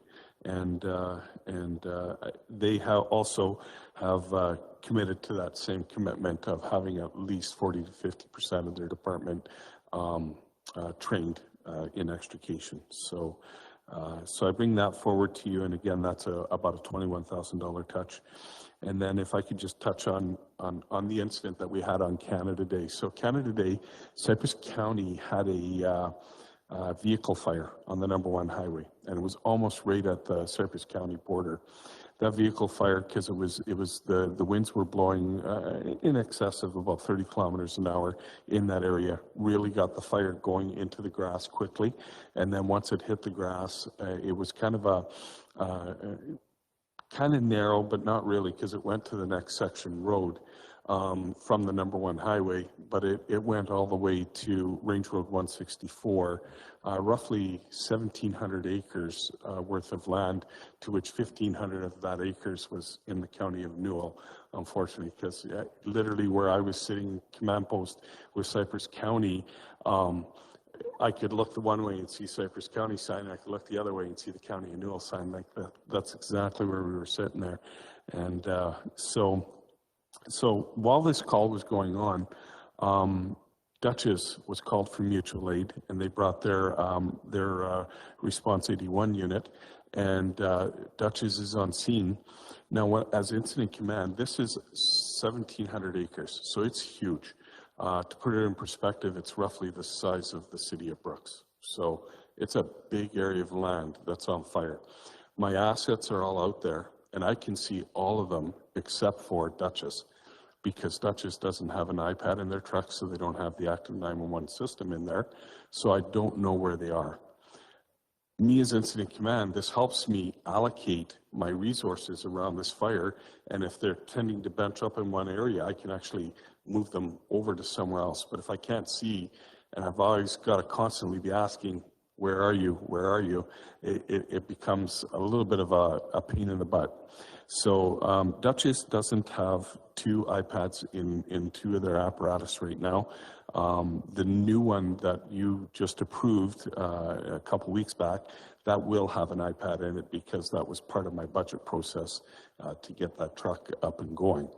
But Rosemary also has a couple vehicles that don't have the iPads in them, and it's their brush buggy and their engine, which are 2 vital ones that would be on a grass fire scene that I would like to be able to see, or even I would imagine Wilf or Anton would like to see in a fire, to know where they are within that area that they're working in. So this one here, I think, is a kind of an important one to get into the vehicles, and I'm not too sure why it got missed when all the vehicles were being done. Could have been maybe with agreements and stuff like that, and maybe that's why they just did the minimum, or as we put the county of Newell assets into them, that's maybe how the iPads end up getting incorporated in. The budget implication for that is $6,500 for the 2 units. It's roughly about, close to $2,000 for the iPad, and then a little bit of installation for that. So that's the budget implication that would be for both of them. So with the extrication equipment and with the iPads with being installed, we're at about $27,500. And I bring this to you today because of the agreements we have. That would be a budget implication to the county of Newell of $24,750, and the remainder for Rosemary because of the agreement that we have in place right now.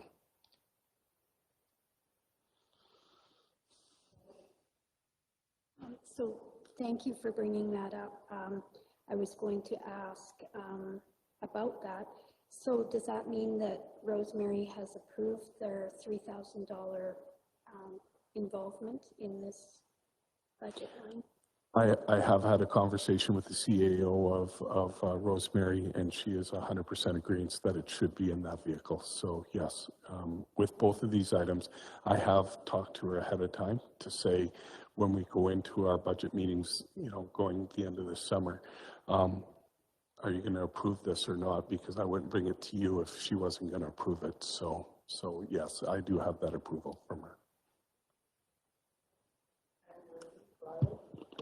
I'm still a little bit confused about this extrication equipment. And the way you explained it for Rosemary, there is other communities around that have it. You have to wait for the ambulance to get there anyway. How come Patricia is not on here? Like, if distances are and times are important, then you would think Patricia is more outside of the area where Rosemary is. So I don't know. I'm not convinced we need it in Patricia. I'm just asking the question. Yeah. It's funny you say that, Anne-Marie. I was actually thinking that as I'm talking about the two fire departments, because I know it's 27.5 kilometers from Tilly to Patricia, and it's roughly 25 kilometers from Dutchess to Patricia. So both of them actually have significant wait times as well, and it could be a budget implication. Unfortunately, I didn't think of it, or I might have suggested that. To me, these are light-duty, battery-operated extrication equipment that would just make their department a whole lot more efficient moving down the line. So it's one thing that the fire chief of Patricia didn't bring up to me, and like I said, literally while we're sitting here talking about it, I'm thinking, yeah, that's about the same distances, and would it be great if we could have that piece of equipment in that vehicle? And I think the other thing that I should mention with this extrication equipment, the lifespan is roughly 15 years before we need to think about replacement of that, right? So it's almost the same amount of time as an apparatus replacement is what it would be. Maybe a battery or two if it starts to fail. I guess my thinking was not along the same lines, but it was in regards to the extrication equipment. I look at the numbers and they make sense, but I guess the only thing that I'm going to argue that is, unless it's happening at the fire hall. Yes. Every direction that Rosemary would go to perform this would be in a direction that another fire hall has this. It would potentially put them closer, yes. And so the numbers are somewhat subject to, I think you get what I mean, and I'm I guess it doesn't matter if you went north, south, east, or west, they're going to get closer to a department that has that equipment. And I always struggle with these things because you are talking about people's lives, and I never want to put that money ahead of somebody's life, but I struggle with that one for that reason. The other thing that I wanted to bring out after you mentioned that you've had this discussion with the CAO is that ultimately the CAO doesn't make the budget decision, it's the council. Right. And so I would struggle with approving it until we had a commitment from their council. Right. Yeah, it was a request that the chief brought to me. So I felt it prudent to talk to the CAO and say, hey, this is what your fire chief is asking me. Is it something that you would back up? And it's definitely something that she would agree with. I think she knows that Wilf has wanted extrication equipment in there actually for some time now. So that's, but you're 100% right there. It definitely has to pass their council as well after we've done the budgetary process through the committee. So.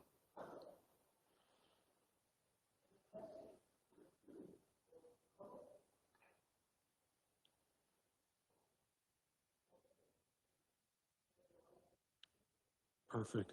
If it's okay, I'll just finish off with the Dutchess one just because I didn't have it in there, but it's the same thing. They have two assets that don't have an iPad in them. It's $6,500 for both of them to get installed total. So the county contribution would be $5,850 on that one to get done. So, and basically it's for the same reason as the Rosemary one that I just talked to. So, yes, and actually I have had conversation with Yvonne, and she totally agrees that it should, but again, we know it needs to go through council first.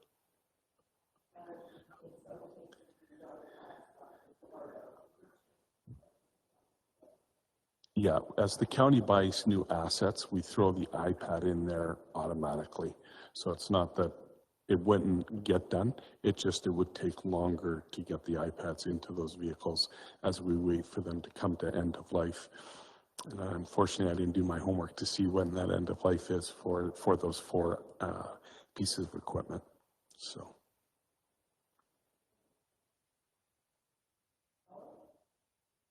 But Stuart, this is really for the safety of the firemen, is it not?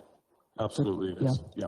If you It can't helps look- me see where they are, see where the fire is, to see, for instance, a good example was I got 3 fire phones going all at the same time for this call because I've got Cypress County as well.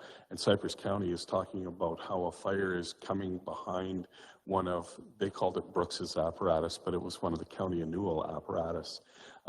At the end of the day, it turned out it was Rolling Hills engine, and they were aware of the situation that was happening, and they were already readjusting to do that, right? But if I don't know where they are, and if that fire is coming around them, then it makes it's definitely, it's 100% safety is why I'm bringing this to you this morning, so. Another question came to mind about these iPads. Are they not truck transferable? Absolutely. And that's what we've been doing, is just like, for instance, Rosemary's rescue truck, their old rescue truck, that iPad went into the new truck because it's brand new and there was no sense buying a new one, right? So we wait for end of life on the iPads, which IT here has a better grasp on when that is. And then we do our regular replacement that way with them. So then when a truck goes out on mutual aid, should that not be standard equipment to make sure that there is an iPad in that truck before it leaves the county? 100% agree. Thank you.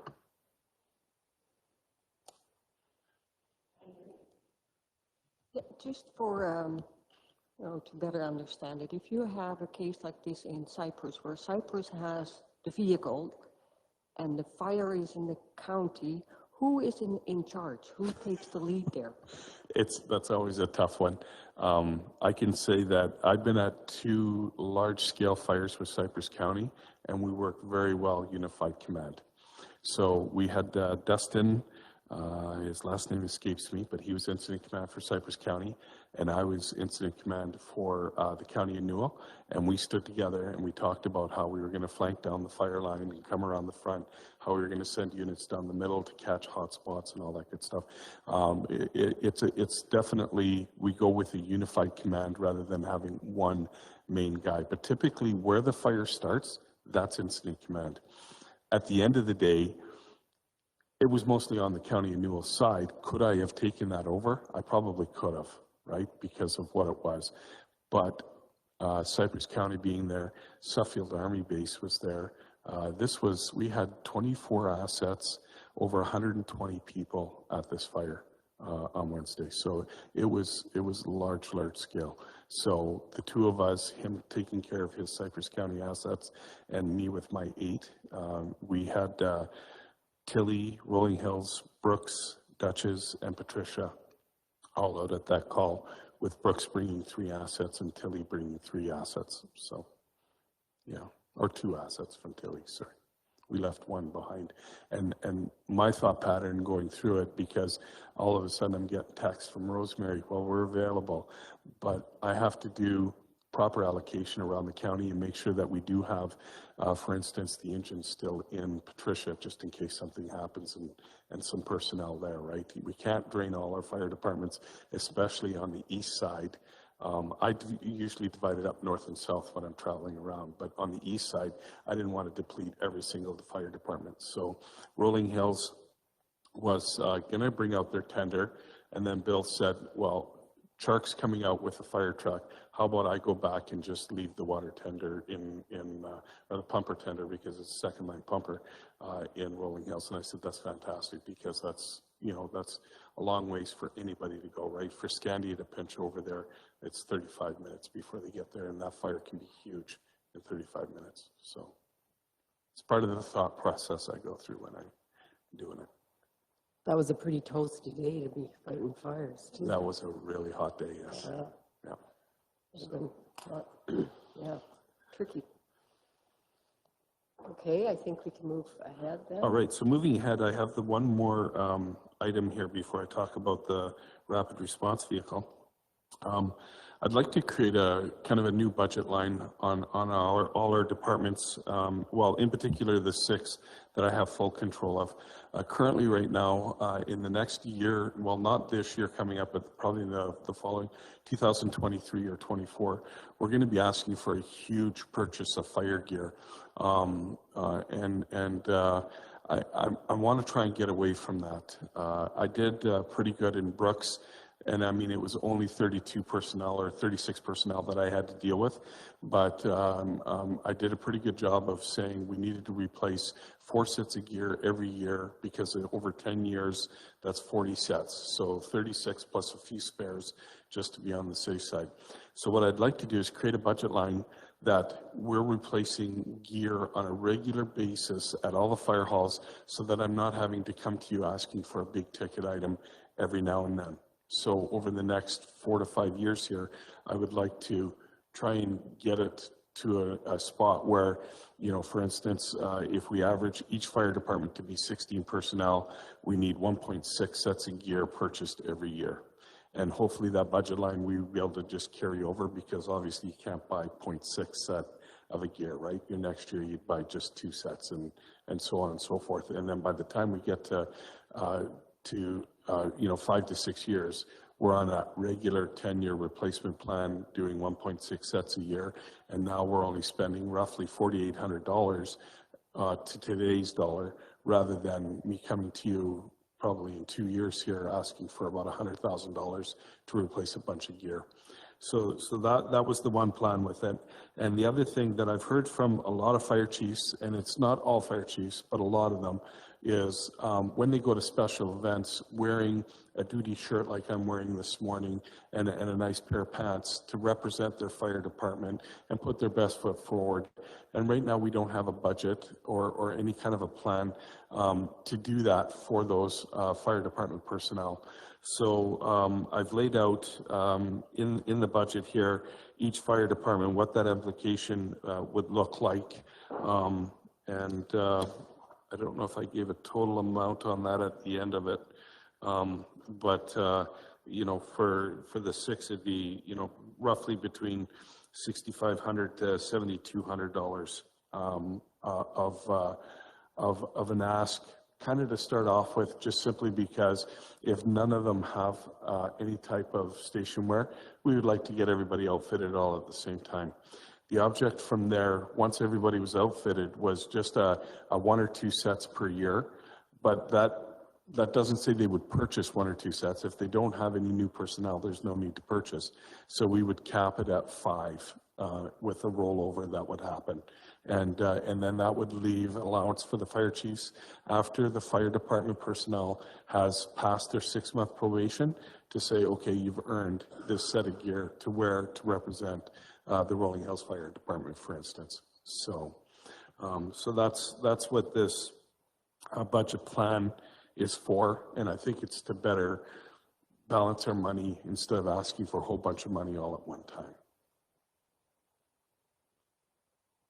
And you mentioned that Bazan and Rosemary Duchess already do this? They already, yeah, I think, I know that Greg, Corey, Amwelf, I've seen them with duty shirts on, so I do believe that is part of their budget.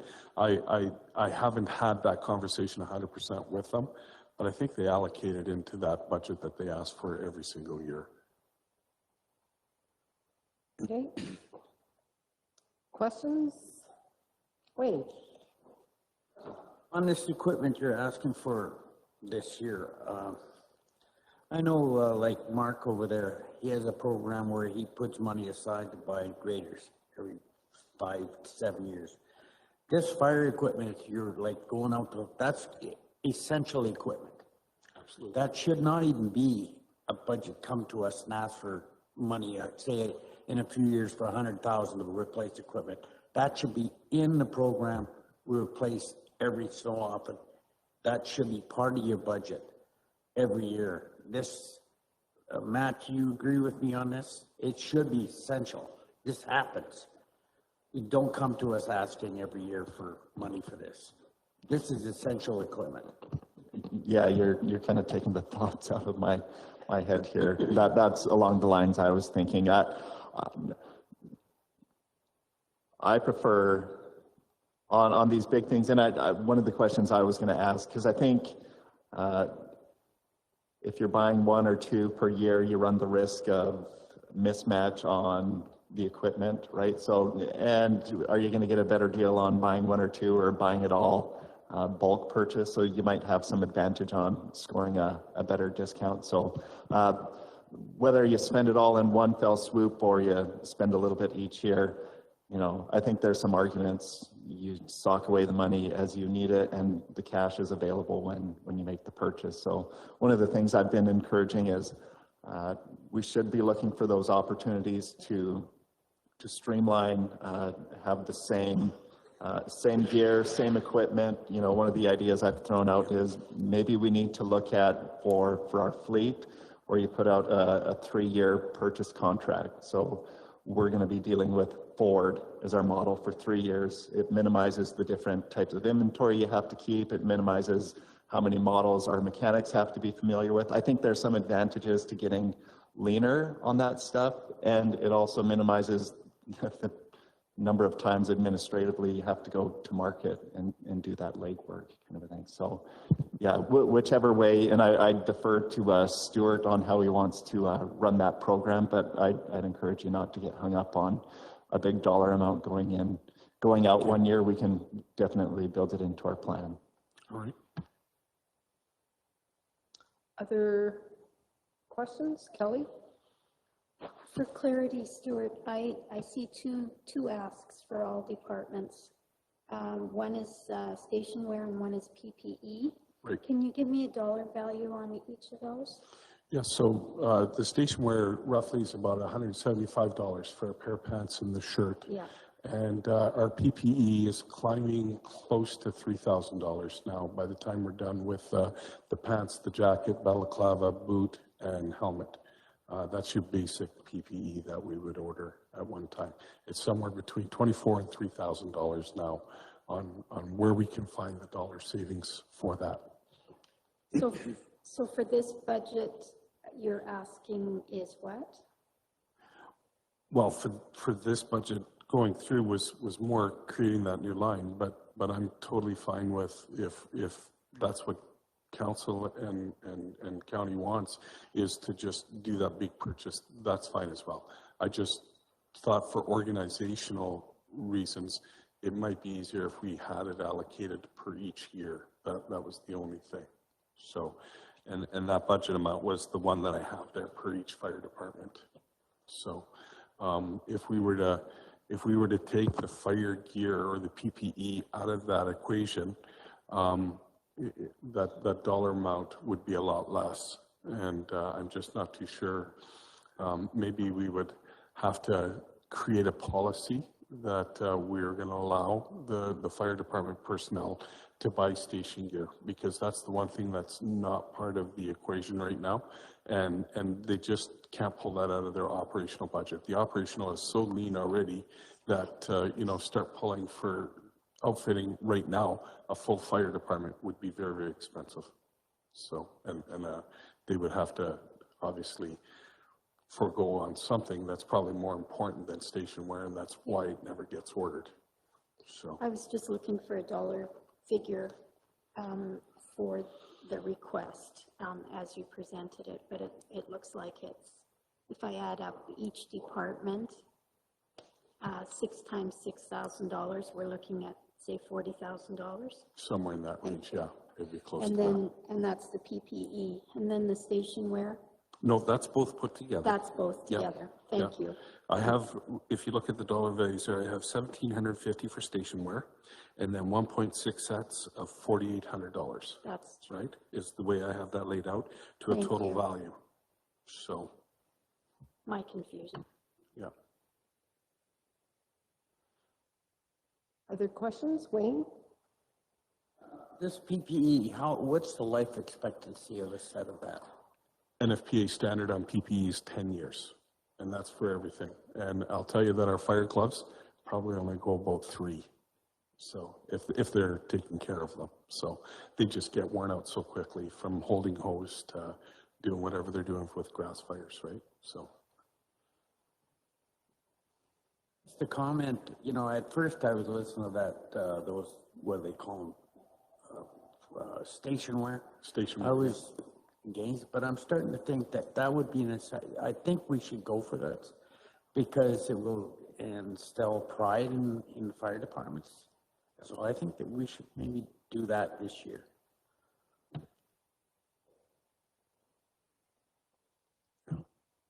All right. I like that comment, and I really am trying to instill the pride, and more of not being individual departments. We're one big group, and I can tell you that the 5 groups that were out at that fire in Cypress County, it was excellent. I was in awe just watching how it all worked and how we all got along, and there was well, there was a little argument over the dinner, and that was just a silly comment that was made that somebody was probably tired and took offense to. But yeah, other than that, they do all work really well together as a cohesive group and not as individuals, because there was a time when all the fire departments were, what are you doing in my area? Get out of here, and stuff like that. And it's not like that anymore. So. That's good. Any other questions? Looks like you're off the hook, Stuart. Thank you for that information. All right. If I could give you just one more piece of information, I'm kind of looking for approval here. So in my excitement to order apparatus this year, I tendered out the pumper tender that you just approved recently for the Dutchess Fire Department, but I also tendered out the brush buggy for the Rolling Hills Fire Department, thinking it was in the 2021 budget. And it turns out that the purchase of the building and the renovation is in the 2021 budget, and then the rapid response vehicle is actually in the 2022 budget.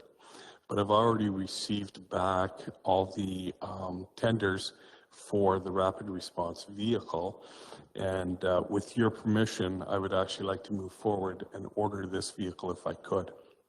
At first, we didn't think it was going to be a big issue because the truck wouldn't be ready until the new year, so it would fall within the 2022 budget. But when the tenders came in, surprisingly, and maybe they're getting stock a little quicker now, we can have the rapid response vehicle in Rolling Hills there by late fall of this year, probably around November sometime. So the budget implication for the rapid response vehicle was $125,000, and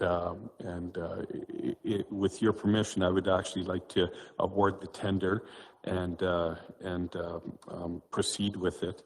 The way we would work this, hopefully, if everybody agrees, is the Dutchess pumper tender isn't due until late August of next year, so they're into the 2022 budget, and their pumper tender is in this year's budget. So if we could use $125,000 from that to allocate to this rapid response, then I would be able to get it ordered, and then that would allow the Rolling Hills Fire Department, after we were done the renovations, to have their vehicle right in there this year. I apologize. I was just too excited, didn't look at the budget properly, and just sent the tender out. Could I recommend that Stuart just brings this back as an RFD on Thursday, and then you can make the motion. It's kind of 6 of one, half dozen of another. You've got $450,000 in budget for the Dutchess item, and Rolling Hills was in the plan. It's all coming out of your fire apparatus fund, so I think that would be the appropriate place to deal with it. Like a plan? Okay. So can I tell you how the tender went? Is that okay? So I kind of have the results of what the tender was. Is that okay? Is that appropriate? Well, we'll bring it back on Thursday. Oh, on Thursday? Yeah, Oh, just okay. bring it all back on Thursday, that Okay. request for that decision, Stuart. Oh, okay, sorry, yeah. Yeah, I wasn't that's quite what following you on that. was Thank you. meaning by that. Sure, I Yeah, can do that. Not a just problem. switch out the different. Okay, perfect. Yeah. Yeah, you get to see us twice this week. It's your lucky week of the year. I'm excited.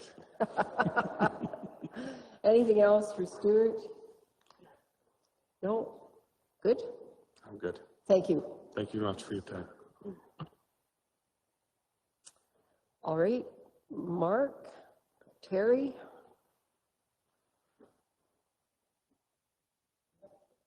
Sure. 4 minutes? We'll get going again, and we'll start with Terry's items, which are 3.5 and 3.6. Proposed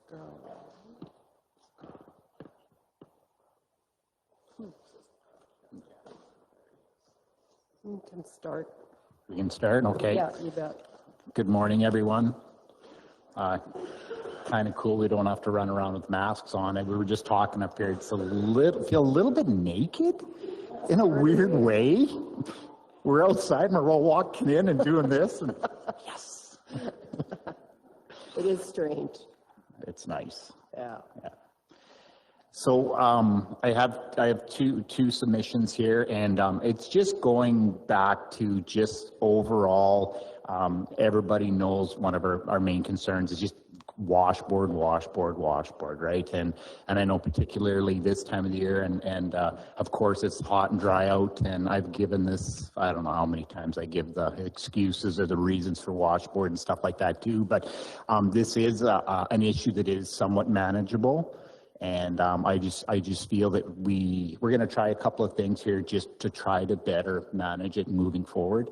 I've had a lot of conversations with other counties and other peoples and engineering firms, and even with our staff and stuff like that. So there are ways to manage it.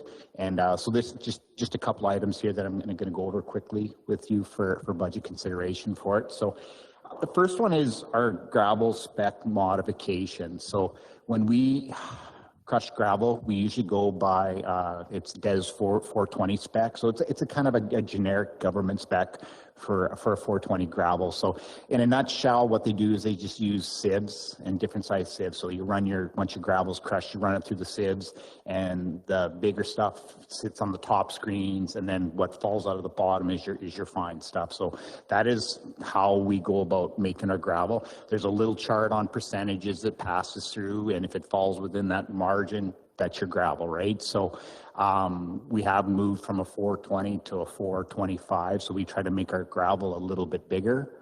And a little bit bigger, we're just hoping a little bit more abrasive, we get a little bit more time out of it. So important things for gravel on roads to make it lock in place or firm up is a couple of things is fracture. So if you have rock that's really fractured, it tends to lock in with each other quite a bit. And then after that, you got to fill in the void. So that's why you go with stuff that passes through to your finer stuff. So you try to work in and filling all those voids and try to get your gravel solid. The final recipe, which is something that we do lack in our material for sure, is it's called a PI or plasticity. So it's really, really, really fine material that swells up in those. So you got your gravel with sand, right down to really, really fine sand. And then what happens, you get really fine stuff like clay or bentonite that gets in between the little fine pieces and then swells up and locks everything in place. So I know in areas around the county where we have higher clay content, and I know I always go back to Tilly because we have good clay in the soil there, then when we mix it in, and if you get the right amount of moisture and gravel to set in there, it actually will make a road like pavement.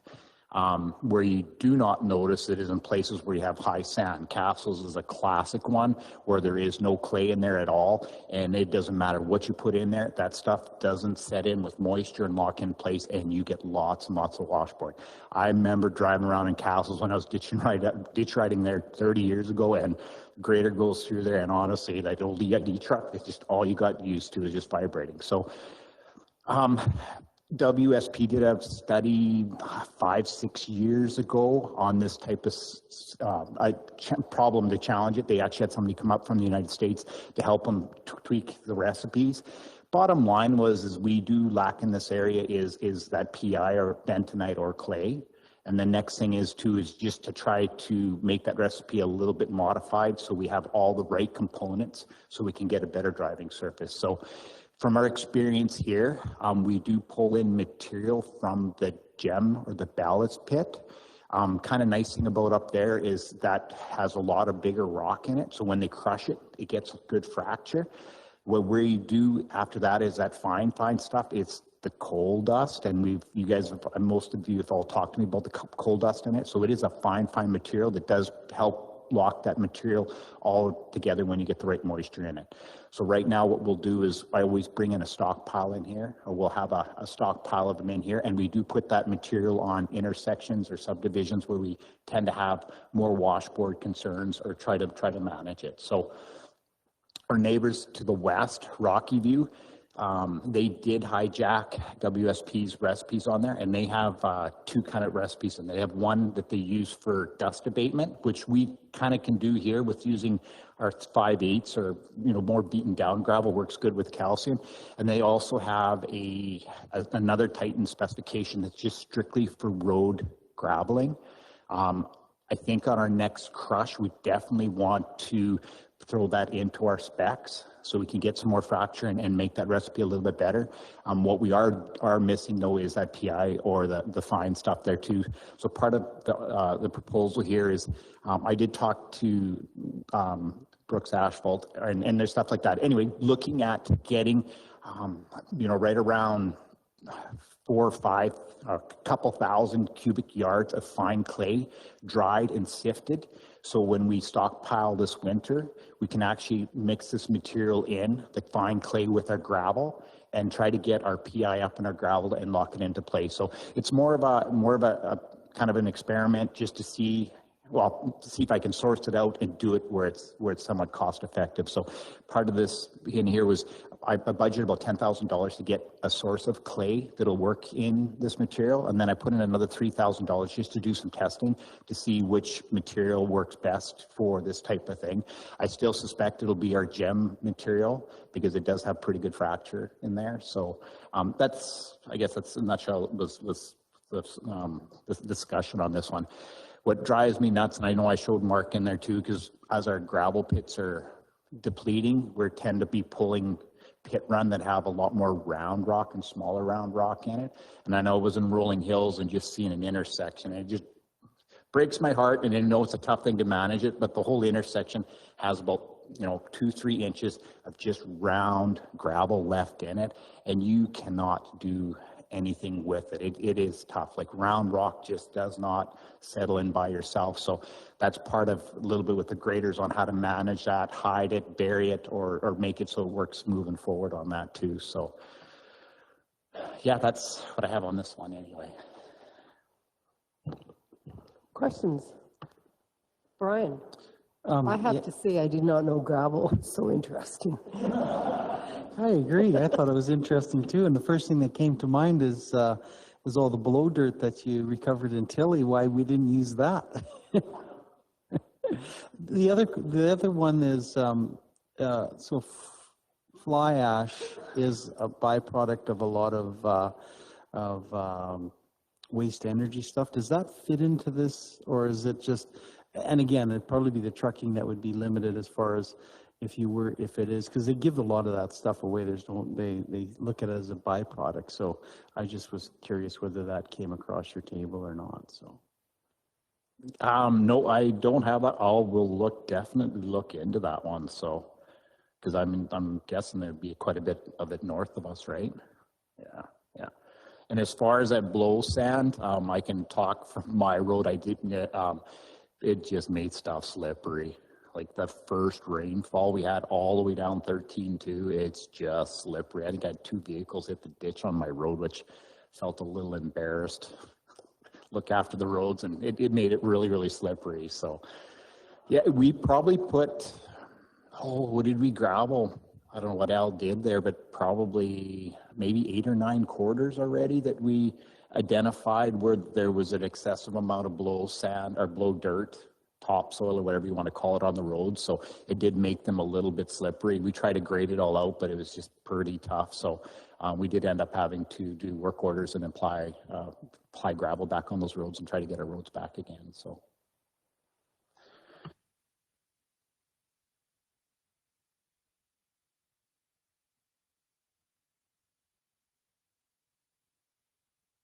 So this particular concoction, would that work in castles then as well? If you get that extra clay in there? We've had, I think on a couple of intersections, like 15-4 and Joanne Trucking Road, that intersection there, we put some of that ballast down on there a couple of years in a row. It did help a little bit. That's the thing is, the scale I'm looking at, it's just to manage intersections and subdivisions. If this works and we can incorporate it into our next crush, it'd be nice just to use this as our regular surfacing gravel. And then, yes, then we can hit it on all roads where they're needed. It. So a little bit of work. I know in Rocky View, they started using in the regular program about 3-4 years ago. They tell me that the calls to their operations and the counselors has decreased significantly on washboard. I don't know. I know it does work. So it's just moving forward and figuring this out and getting a good recipe. So it works better for us moving forward. So. Anything else? Well, it certainly would please lots of people if there's something that could be done about washboard. I always just say, oh, it's hot and dry. It'll always be there. But, yeah.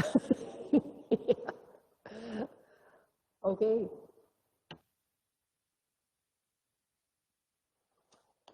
Okay, the next one here is just on graders, on grader training and grader operation and how they operate and run a machine. I mean, I got grader operators here that have got, well over 20 years of experience, right down to a couple of rookies, 2 and 3 years experience. Traditionally, our training has been, what I've usually done is I'll send out a new operator with an operator 2 or 3 or sometimes 4 and just get everybody kind of training and showing each other what to do. In the 10 years I've been here, I think I brought in, they tell me at least 3 or 4 occasions, 3 for sure that I could think of, where I've actually brought in an outside person to come in and do some training. Typically it would cost around $5,000-$6,000 and then I would have them actually train all the operators at once. So it's usually a little bit of classroom time, just get through the fundamentals and stuff like that, and then maybe take an operator out for half a day or even a day, some of our new ones for a day and a half. So good training, it's there, but I think just there's a lot more to grading than meets the eye. A lot of my more experienced guys, they do have a particular way that they grade, whether it's right or wrong. It's there, and they all do a fairly good job. But I mean, just trying to standardize them all on doing it a certain way. I'm pretty sure it was about 4 or 5 years ago, we kind of moved to the 4-pass system, right, where they bring material in, and then spread it all out on the 4-pass. Most of them have it down fairly good, but there's still some of the veterans that they were trained on the 5-pass. They do a wonderful job on it, but they keep doing it anyway. So it does, and it works good, right? Anyway, what we did is there was an individual up north, DK Blading and stuff like that. He's been grading for about 30 years. Pretty good philosophy on grading, lots of experience. He has provided training for probably a half a dozen municipalities already. He's also done it for City of Edmonton and City Calgary. There again, too, those poor municipalities, they get gravel roads, which I think must just drive them nuts because 99% of their stuff is paved there too. But he's gone into those organizations and just taught them how to grade a road. Those cities, I mean, their gravel roads are really, really busy. So what I did is we brought him in this springtime and we did run him through a couple of our operators. What's unique about this is he wants to spend a minimum of 5 days and up to 50 hours with them. His grading technique is fairly simple, but just some nice, cool things, such as blade placement, intersections. It always drives you crazy because you get these intersections where if they grade in one direction, you always get a buildup and a cut down on the other side. So we always say, well, you guys got to switch your rotation. So you cut down where it's held and stuff like that. He comes in here, he says, all you do is when you're finishing it up, you just drive across the intersection, drop your gravel off, turn around, pick it up, and continue back down the road. So that helps with like intersections, bridges and stuff like that. None of our staff did that, and none of them really thought of doing it that way. So anyway, we brought him in and we grabbed, I think, Norm and Scotty Scotty was new, and Norm, of course, he's probably one of my veterans. They did spend a week with him each. We did get a little bit of report card back. Most of these guys were doing it right, but just some subtle, simple things, and just trying to get everybody doing it a certain way. His ultimate goal there again too is reduce washboard, do stuff in timeliness. One thing we did notice with some of these guys was a decrease in fuel level. Like Scott, where he was running the machine, he noticed right away up to 15-20% decrease in fuel. Norm did see that as well too. So of course, decrease in fuel, decrease in blades, tires, the whole works there too. So that's kind of some of his angles there that he gets at doing that. Ultimately, we want a better product for our residents, for us, for consumer, for everybody driving on the road. So I'm not 100% sold on it yet. I told him I'd run the 2 staff through it, and we'll run it for the course of the summer. I will sit down with those 2 operators and grab somebody else there and actually take a closer look and making sure that we are seeing extremely positive results for this. We'll be good. Definitely savings on fuel and stuff like that. And we've noticed that right away too. So just, it's a weird year because we've had such a long dry spell that it's just really tough to manage it. So ultimately the end game is savings on our equipment, have everybody do everything the same way so we get consistent results for everybody throughout the county there too. So anyway, if we decide to go ahead with it this fall or the following year, there's another 6 operators, or at least I budgeted for 6 more positions there. It's about $40,000 I think I put in here for the training for the 6 remaining operators. And then, so I think we get positive results and feel good about it. It's a worthwhile investment for us moving forward for next year. So that's going to be a pretty significant budget adjustment for our training.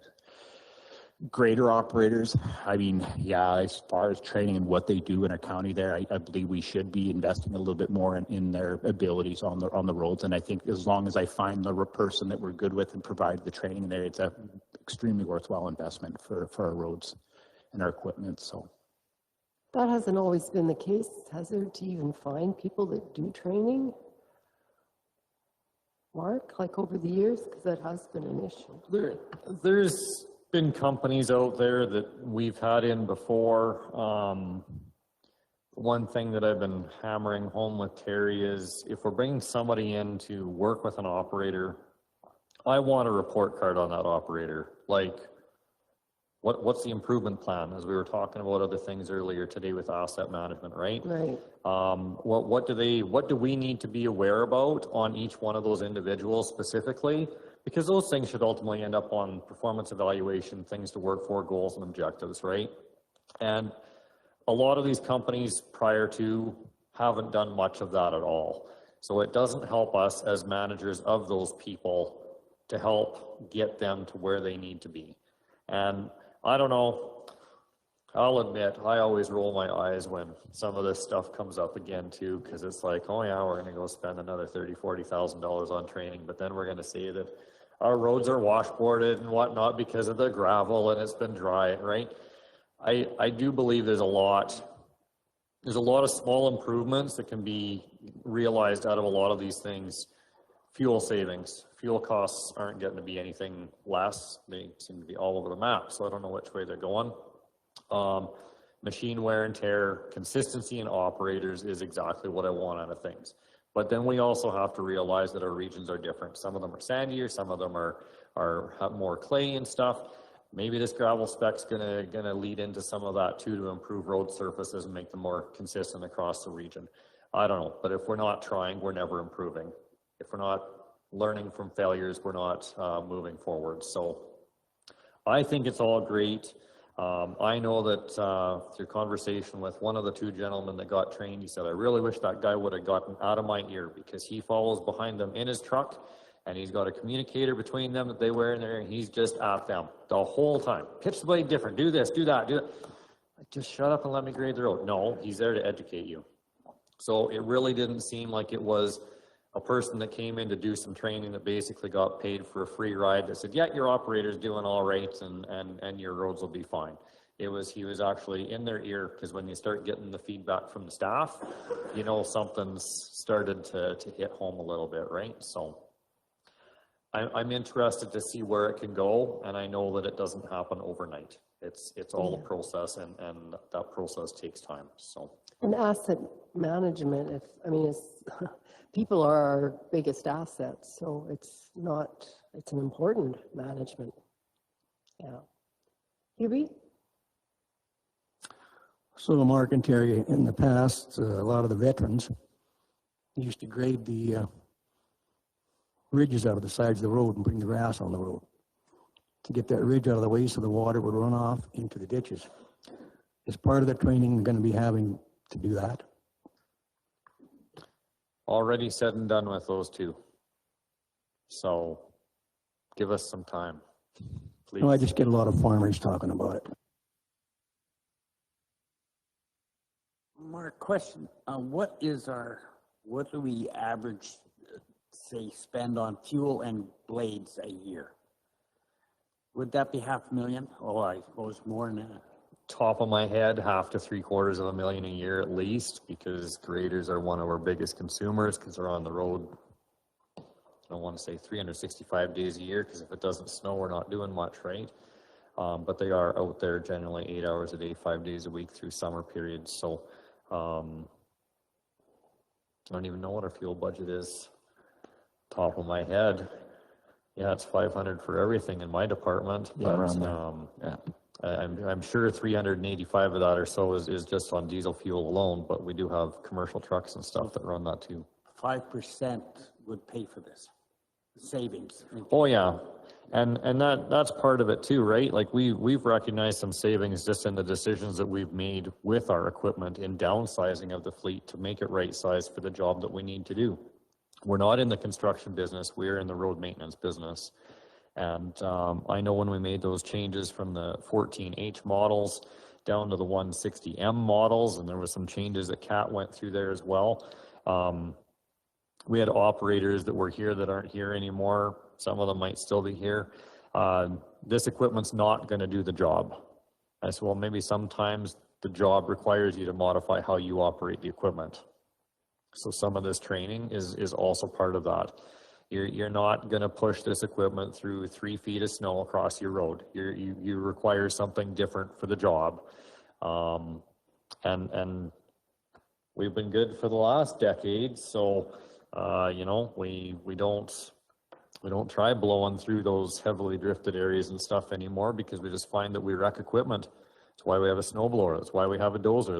That's why we have some of those other things, you know, and Stuart was in here, he's fire and emergency services. Well, if he can't get down a road, actually we're there before him, or we should be, or we need to be, and we need the equipment to get the road open. So that's where we've modified our approach on things as well. So I'm sorry I don't have that specific information on hand, but that's my shot in the dark with fuel and blades.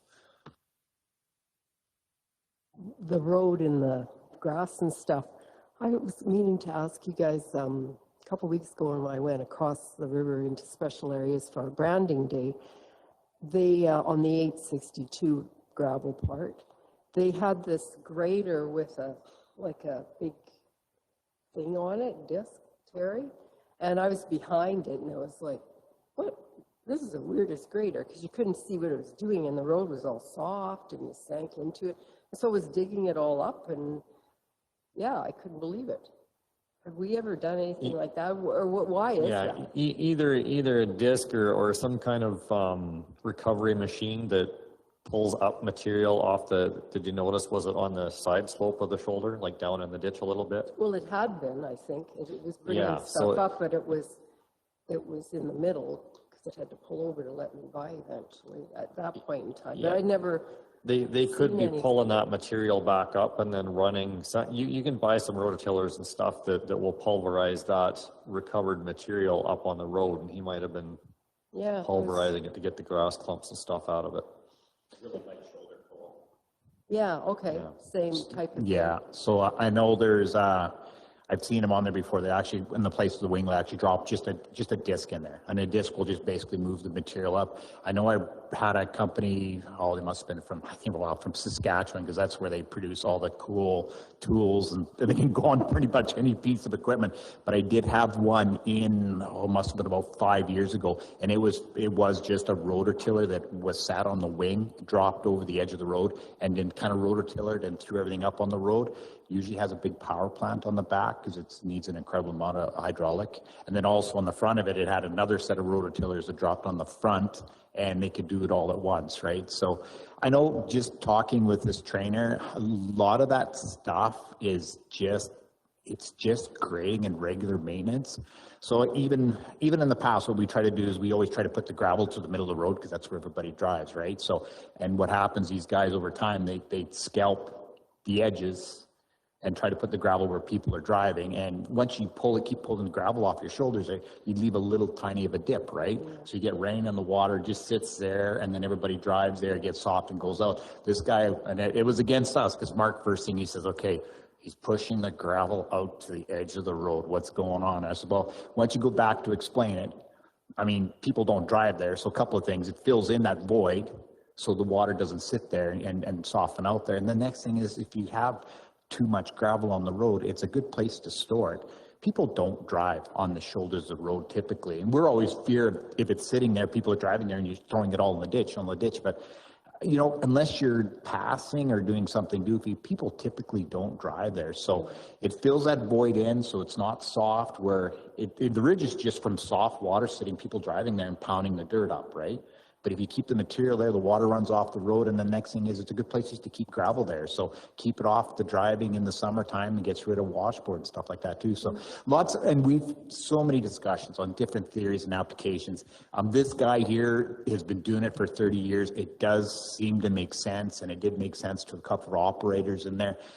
It's just, I think if I feel good about it, I think it's a worthwhile, very, very worthwhile investment. And that in the greater opera is exciting because it is some good training and something they don't have to hear each other or me barking in the ear and stuff like that too. So, yeah. No, like I said, asset management. Other questions?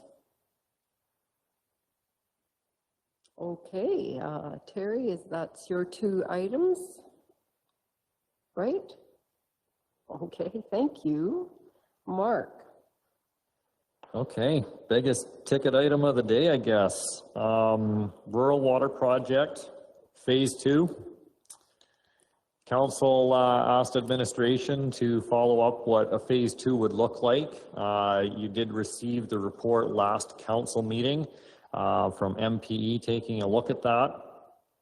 The potential right now, or I guess the identified is 732 additional sites that were not serviced, whether that's through some additional growth or not. That's what we're looking at, and the estimated cost of $15,150,000 is what the engineer's estimate was. With that, I don't think there's a whole lot to talk about with the discussion on what the project looks like or anything like that. It's really no different than what was looked at when we originally conceived the rural water program from the get-go. But there are a couple of options for funding, just 2 of them here for you anyway. I'm sure there's many other ways to fund such a program as well. The options on how we really consider this though is, you know, we look at what council chose to do before with, it's a voluntary program. If you want to sign up to the program, we put some registration together to facilitate that. We can do some open houses and things to solicit all that and take it out to the community so that people don't always have to come here. But there's that breakdown of things, or potentially council considers servicing all 732 locations. I don't know. And I'm sure there's any mix of anything in between. The challenge that we experienced before was in the registration process. Council found that we weren't getting enough people registered at the $7,700 fee. And that was also reduced to be $1,000, which got us beyond those 60% areas within those contract areas identified by the engineers. So Jeff had identified that if we're going to look at this, we can look at doing these contracts over 2 to 3 different contract periods and working through it. I just don't know what direction council would like to go based on the information I've presented here. And I'll apologize that in my haste for getting this prepared last week for Wednesday, because I did not work on Friday. Potentially one other thing that should be discussed with council is there anything that council would consider doing for those that proceeded with the work in between phase 1 and what you may be considering for phase 2? Or is it a point in time? If you missed the sales, you missed the sale. If you missed this new sale, you missed the new sale. That's basically how I'll put it, because most times there's a sale on, you don't walk in a week later and get the same deal, right? You either pay the full price or you wait until there's a new sale. So there have been a few people that have proceeded with that work. I don't have that information on hand, unfortunately, and Jeff is away taking a good long break for a change for himself. But I did forget that in my haste of getting this one put together for council today. Okay. Questions? Marie? I have a few, but I'll start with the first one. In one of your proposals, you have $1,200 per user. What is that based on? Well, that one came out of Matt's stuff, so I'll defer those questions to him. Yeah, that's just based on phase 1, your $1,000 inflated to today's dollars. That's all that is. Go ahead. I'll do one more and then I'll be quiet for a minute. So the 7,700 is also mentioned, because that's a number that we have used for people that want to hook up now. They have to pay that, and then they pay the additional cost of getting the line to their property.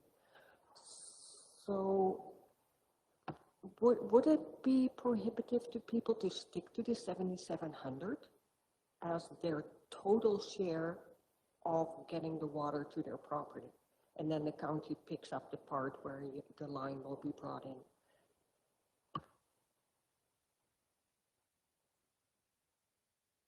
So that would be another suggestion to have a look up. Yeah, so just to remind council, the $7,700, $7,000 for the water unit was the price that was originally set, $700 for additional water license allocation if we ever needed to proceed to purchase, right? Yeah. So just that reminder, so I'm listening.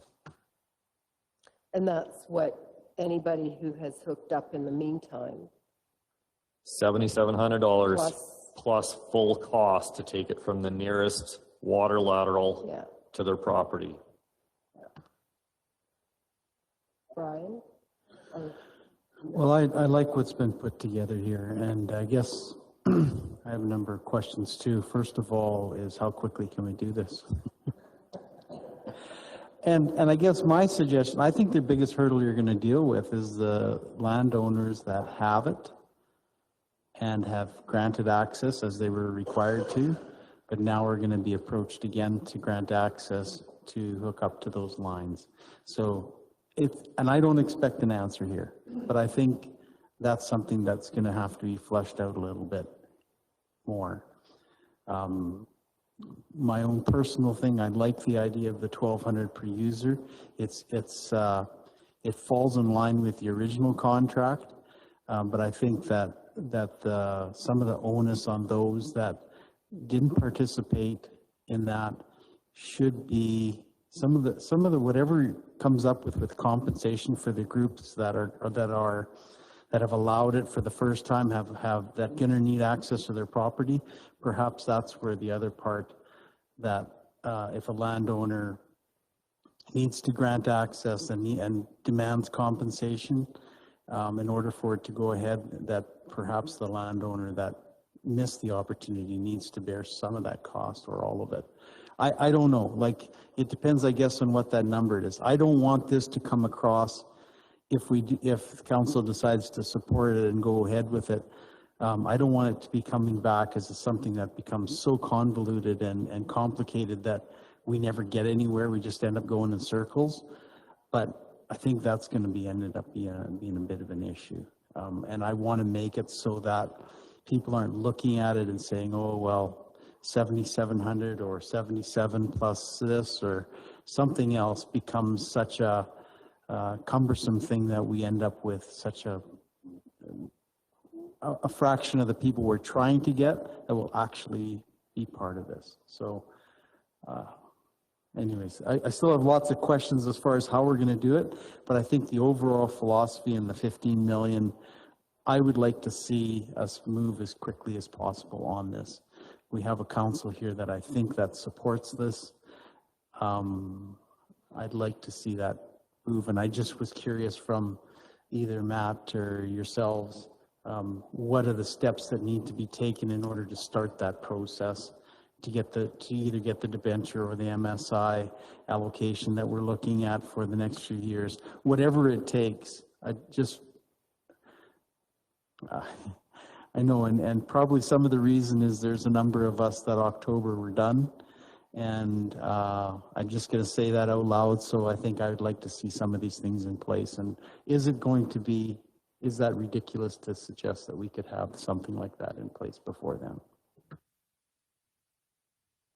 Yeah, timeline was my biggest question to Jeff and Mark after last council meeting. I think we'd be looking at best case scenario, and Mark, you can jump in and tell me to shut up at any time, running a registration period through the fall and spring, and you'd maybe be looking at starting construction next fall, kind of a thing.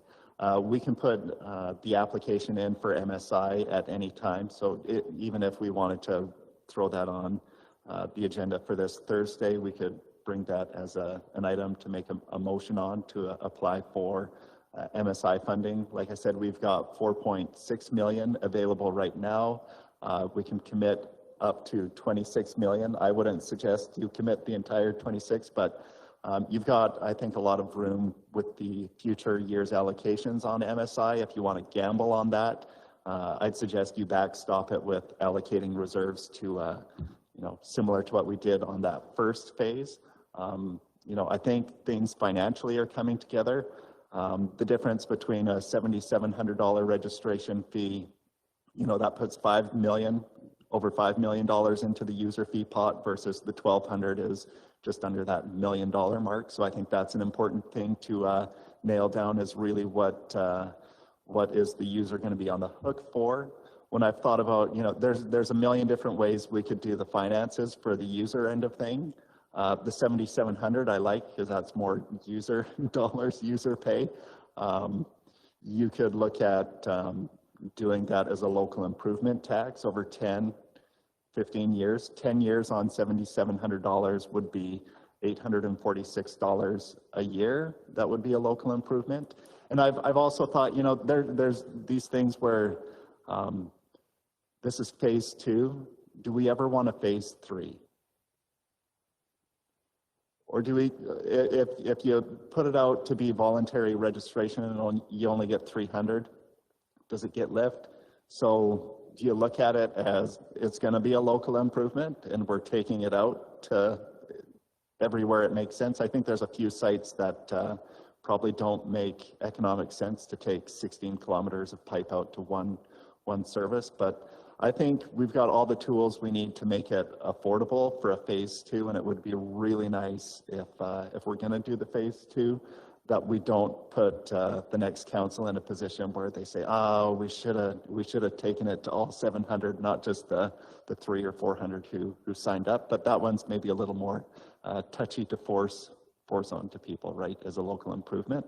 So. With the way the world is today, with the loss, to me, in my mind, of many people who don't see the greater good as being the greater good. And we talk about having to access properties again. I think that's an important issue as well, because if people say no, it's like another road project, isn't it?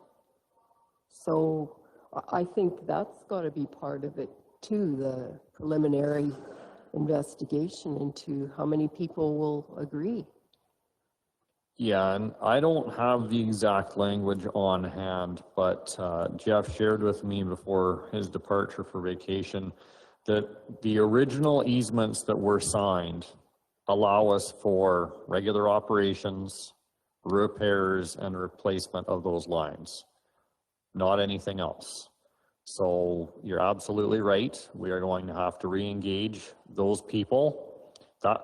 And that's going to be dependent on which option council would prefer to go with, who all we have to engage with based on where the service points should be coming from. Because if you don't get this guy moved, maybe the service point moves a mile down the road to come off somewhere else. And it really is going to be something different to tackle, but it's just going to be one of those challenges, and we have to have that almost concurrently as we're trying to garner support for the project, depending on the options chosen of council.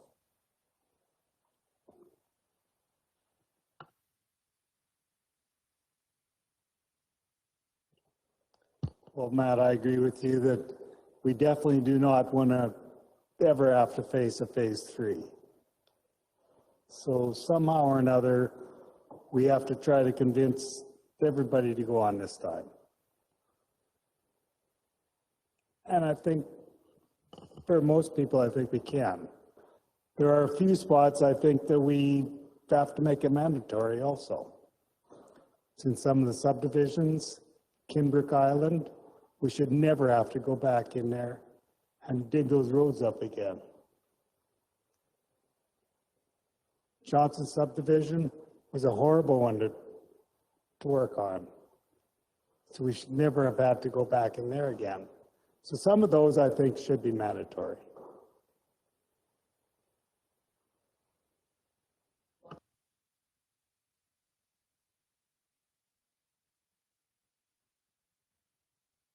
If I may, I did make the notes at the bottom below the options. Matt alluded to phase 3. I would then draw this conversation out even further to challenge council that what do you do when the next subdivision happens? Whether it's a single residence for an acreage, a new farm homestead, or a multi-lot residential, industrial, or commercial development. If you build in the city of Brooks, you are to connect to their community-based services. So that's one note that I wrote at the bottom of that council may elect to look at your bylaw as to how you move forward with that. And I think the challenging thing with that, and maybe I'm speaking out of turn, maybe this should be Matt, is whatever subsidy comes today, is that also something that's considered in the future? Because we're talking about MSI.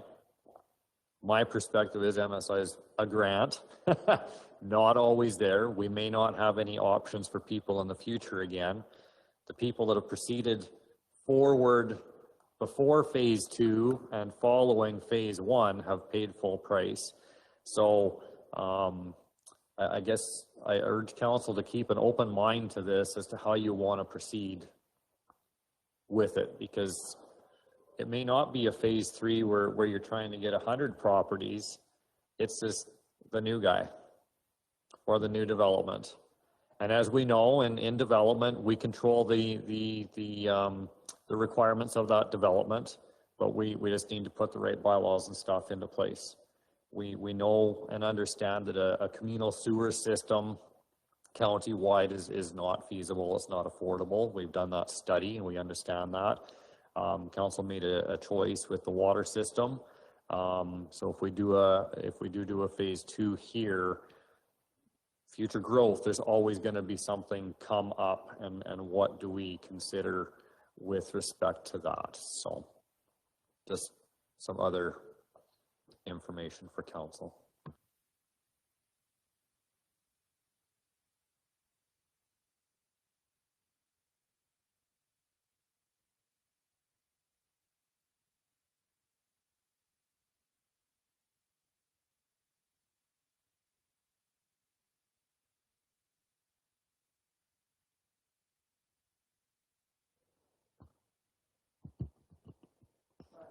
Would it be inappropriate to ask all councilors individually how they're gonna, if they're gonna support this or not? Because I think it's such a big ticket item, and I'd like to have an idea whether there's enough support around the table for it.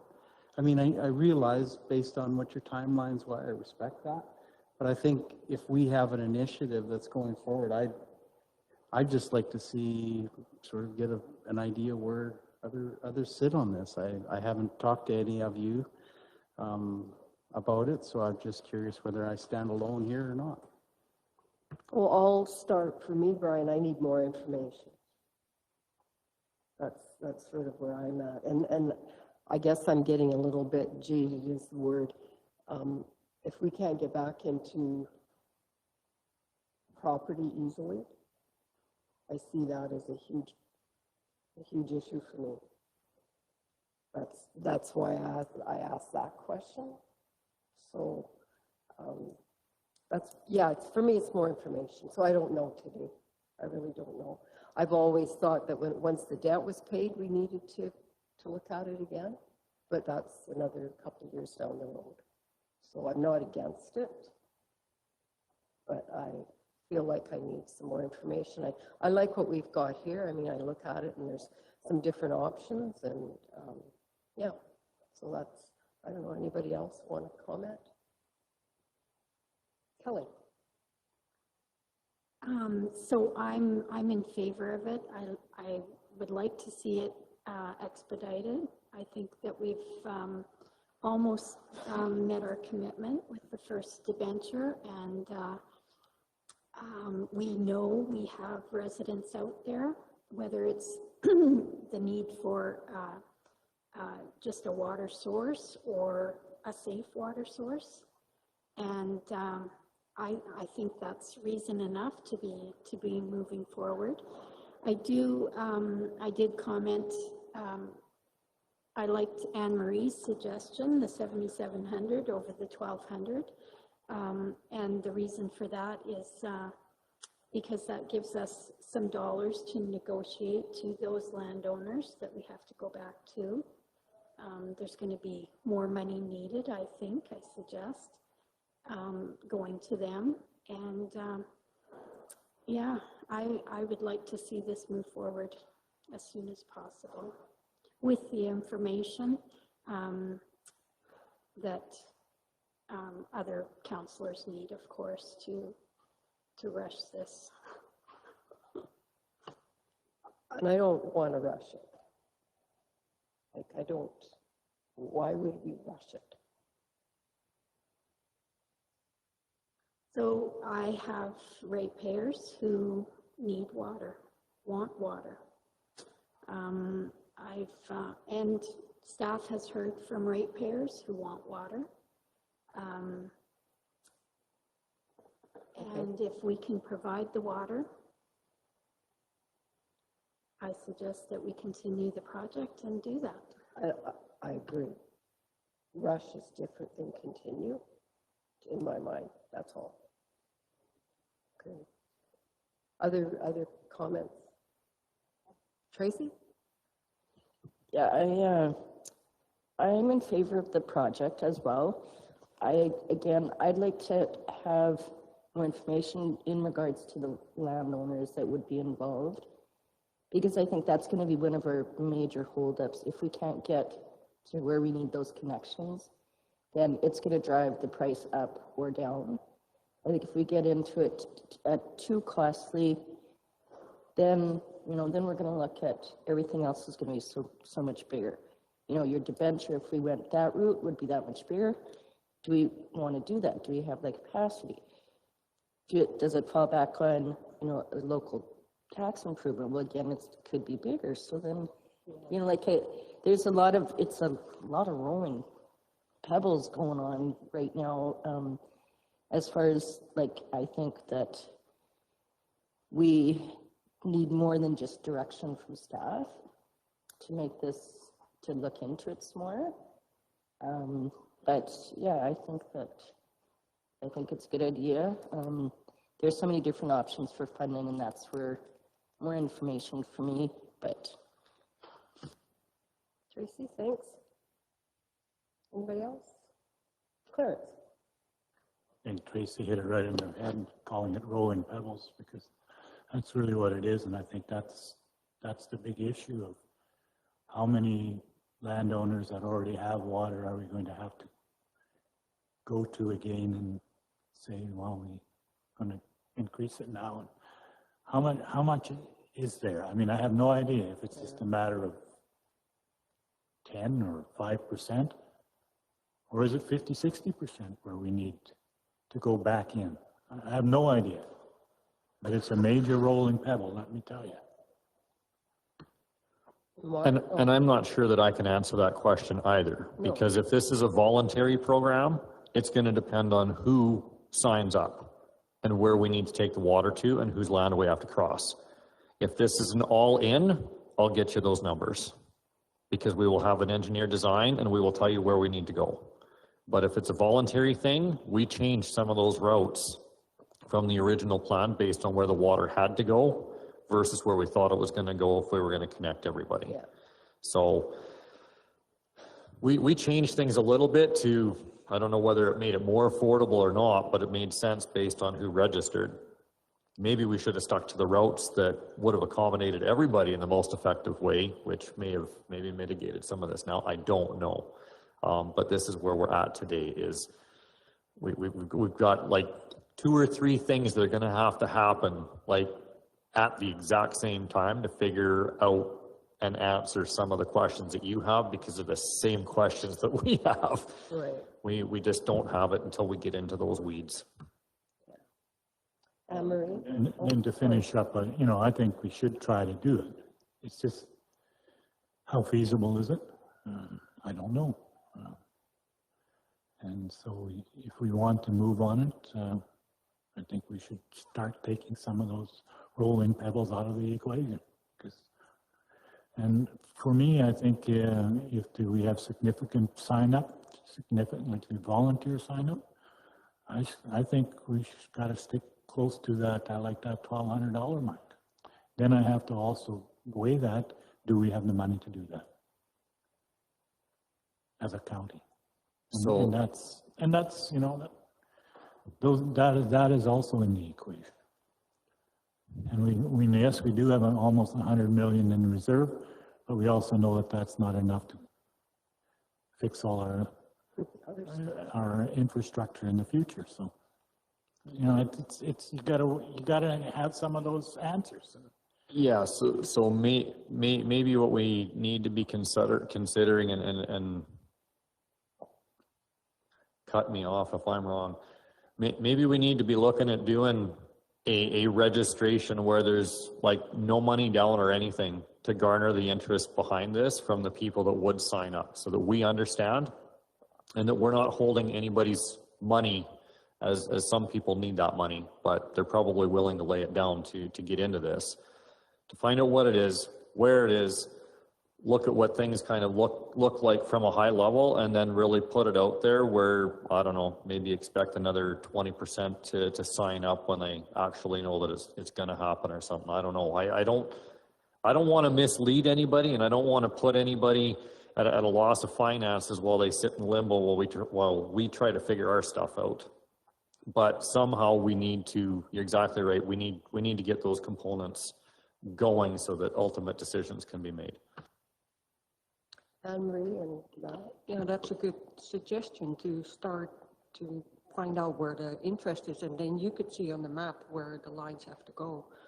My question was about landowner permission to get back into their land. Is that an issue right now with individual hookups? Because it shouldn't be any different if people want to hook up because they're building a new house. How does that work now? I haven't heard of any issues arising as of yet, but we know that we ran into some challenges during the phase 1 project, and we do have an understanding that there are some people out there that aren't going to be welcoming. I would hope that that's not the general consensus, but there might be some that are challenging, and if that's what I say, if we have to come in from another direction, it might drive costs up, but We've got to try to make it a community-based thing, not I got mine and you're not getting yours kind of business, right?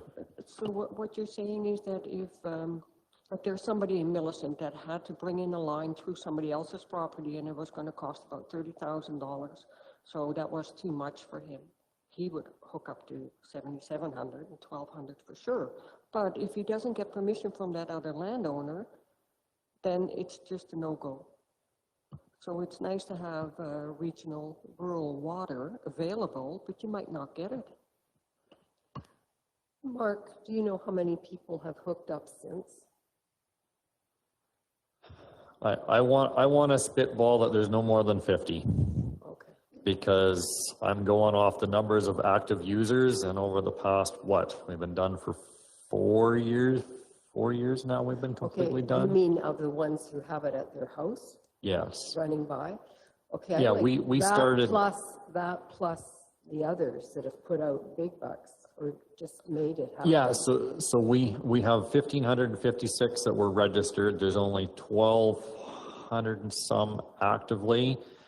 And if I remember right, my number was right around 1,210-ish were the original that came on immediately from all the contracts. So I want to say that I don't think there's any more than, God, maybe 20 that have paid full price of 7,700 plus construction. I don't, yeah, like it's. That'd be interesting. Jeff gives out lots of quotes, but most of them do not proceed. Yeah. But I do know that one of them is proceeding out by the Newell Christian School, and that one is for a fair chunk of change too, because it's a 77 plus construction. And I think Jeff said basic engagement of the guys to bore under a road and stuff like that, you're right around that 10,000 to get it into the property, so you're just about in for $20,000. But that's when it's like right across the road or in your front yard, you're still right. So Right. So yeah. Matt?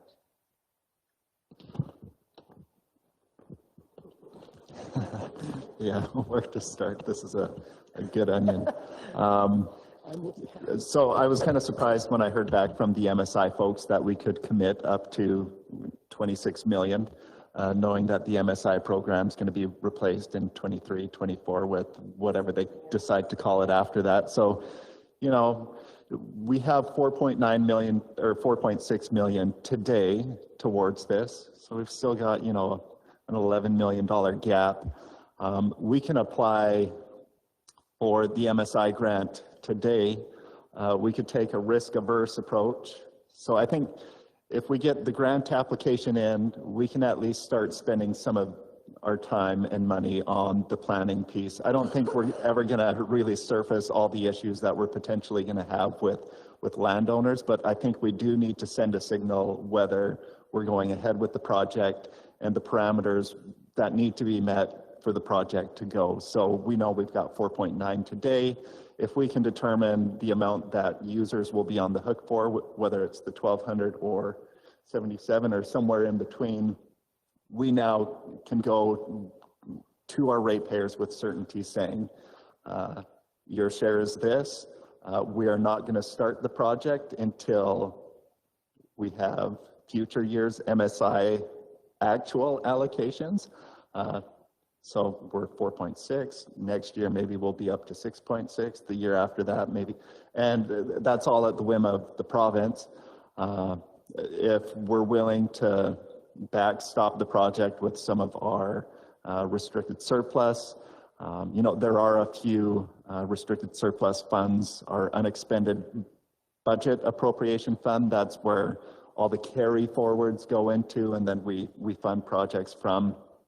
That has about 1.2 million that we could reallocate. So those carry forward projects were underspent, came in under budget. So there are some other dollars in our restricted surplus funds that we could look at allocating towards this. But I think really to get moving forward, we'd first need to put that application in for the MSI and then determine how risk averse we want to be on pulling the trigger and actually getting construction done. But I think from that report that MPE prepared, they said, you know, it's going to be 6 months from having your landowner sign off to do your engineered design.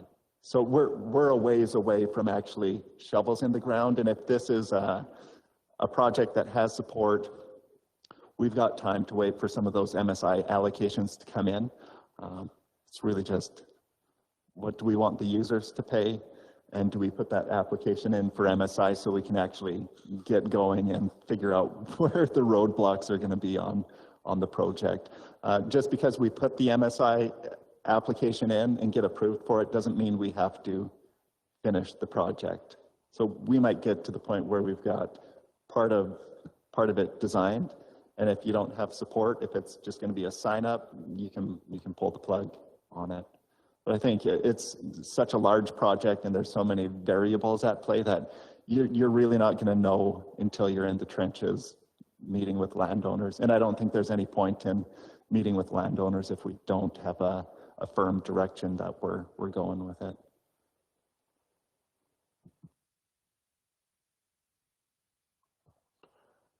Why do we not go on road ditches? Was there an answer to that? I can't remember what the reason was. But The reason why we avoided going within our road allowance is because of frost issues. So if you end up with the line freezing and breaking, now you got to shut down your road and do a service line repair on it. I'm not going to say it's not an option, because it could be an option to get us through this, or at least for avoidance. It's just preferred to not be within the road. Ditches go down a meter, it means you got to push your water line another meter deep, because you got to get through that frost zone, right? So it's an opportunity. It's just, if you live in an urban environment and there's a water line break, stuff gets disturbed for a couple of days before it's all put back together, right? So we can be detouring people a few kilometers around if that were to ever happen. We just avoided them from the onset. So. yeah, but if it's a matter of where you just have to hook up to somebody's line somewhere and then get into the road ditch and away you go, solves you a lot of problems too. We have road crossings out there everywhere, right? Every 1 mile by 2 miles for where the lines are, but yeah, just try to avoid them as much as we possibly can. And then we're also competing with other utilities in there too, right? With overhead power and telecommunications are generally sitting on opposite sides of the road allowance. So that would mean that we'd want to target going down the middle of the road. Well, they can only bore so far before they have to pit in and have a connection point and bore again, right? So.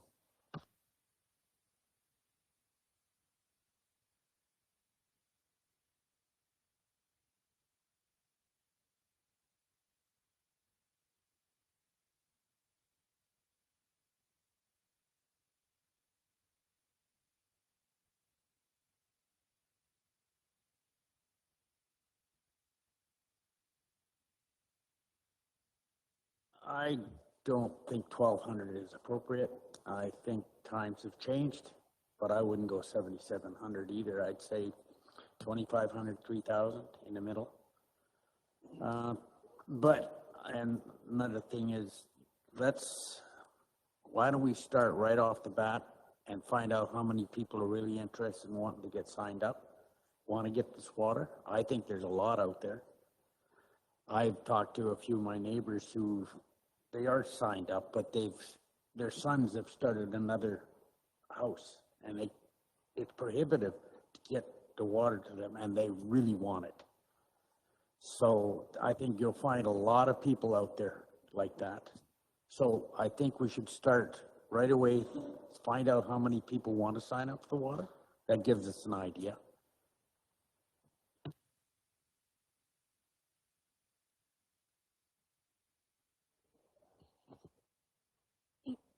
There's no point going out and asking the question without specifications. Nobody's going to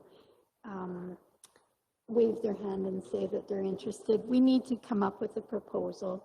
There's only 10 of us here. It's a lot easier for us to come to agreement, or it should be, than throwing it out to 8,000 people in the county. So I think we need to come up with a plan, and Matt started a plan. So, and Mark's got some homework.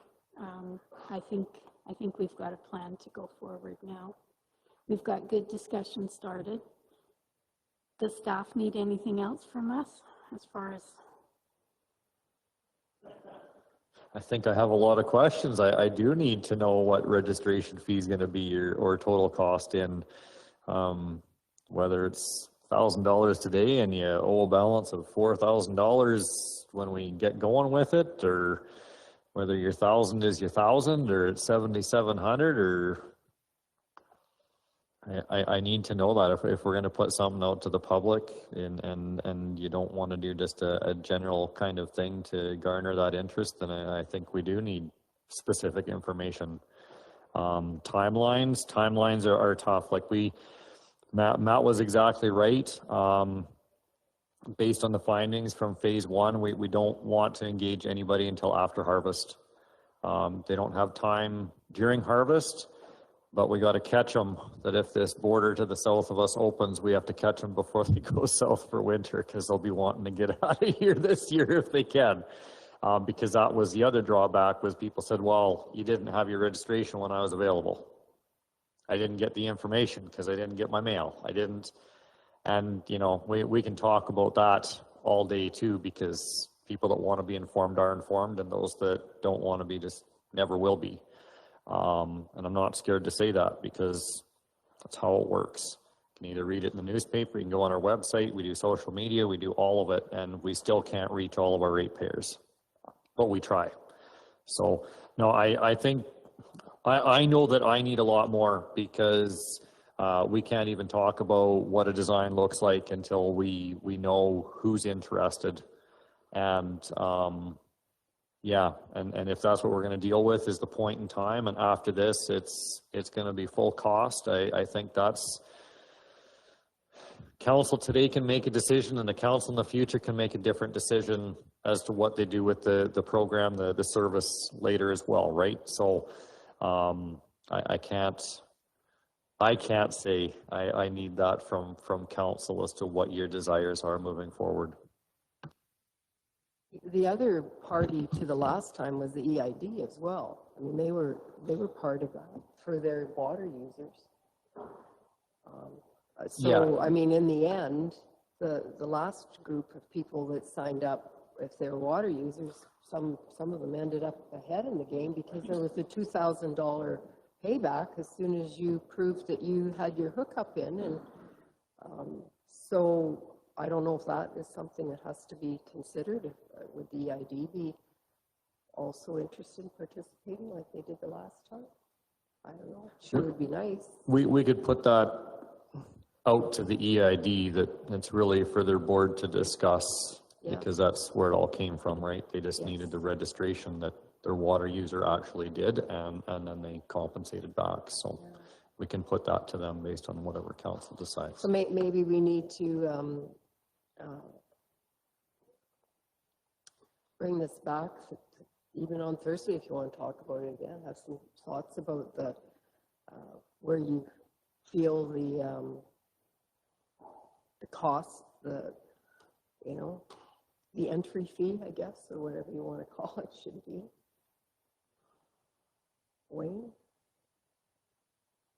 Can we say the registration fee is $7,700, and if we decide later that we think that's a little high, we could always come down? We can't go up, but we could come down. Well, it's exactly what happened the last time. Yeah. So, and I signed up for $7,700, but the water in the house is great. Yes. QB. Well, I would think this is a pretty good incentive for people to increase their property value, because it's inconvenient to have to go haul your water or fool around with a dugout. So I think it's a good thing that way too. Well, we thought so too at the time, but there were people that, I mean, we all have neighbors that have a well, my part of the world anyhow, have a well that's just fine. Guess it's never going to break down.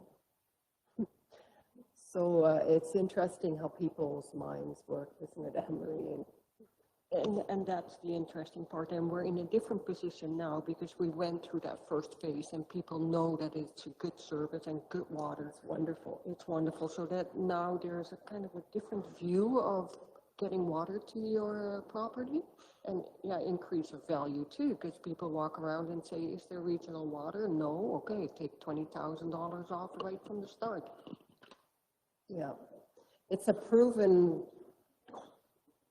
thing now too, because I do believe there were people who thought it would never happen. You know, they had nothing to lose. Put in your $1,000, you'll get it back if it doesn't happen. But there were still people that did not do that. So hopefully this time they would see that it could happen and will happen. So I don't know. What do you figure? Anybody else have comments before we? Thoughts?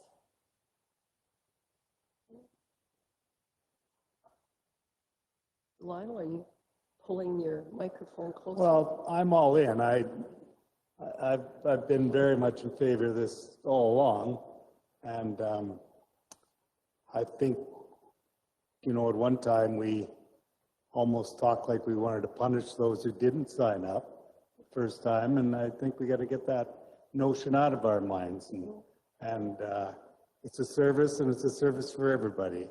And I certainly hope that we can make it available to everybody. And I really feel that I don't even know what I feel. I want to see it happen. That's all. I'm going to leave it at that.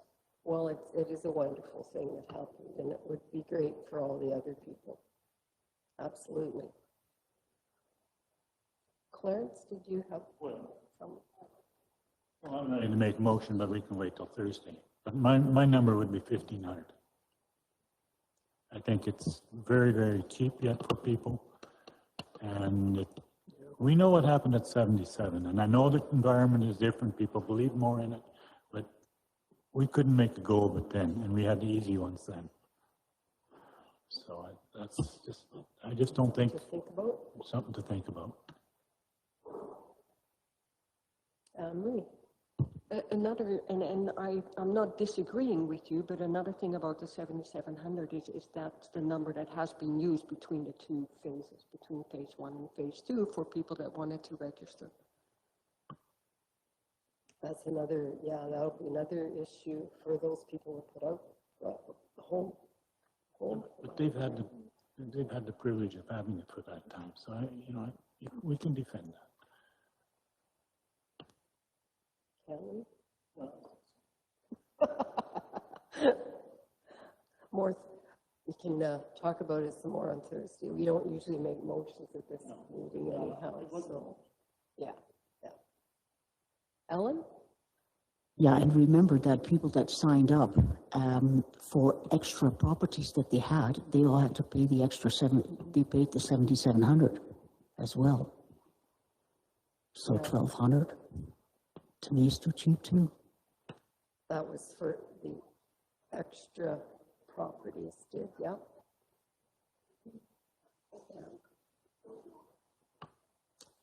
All right.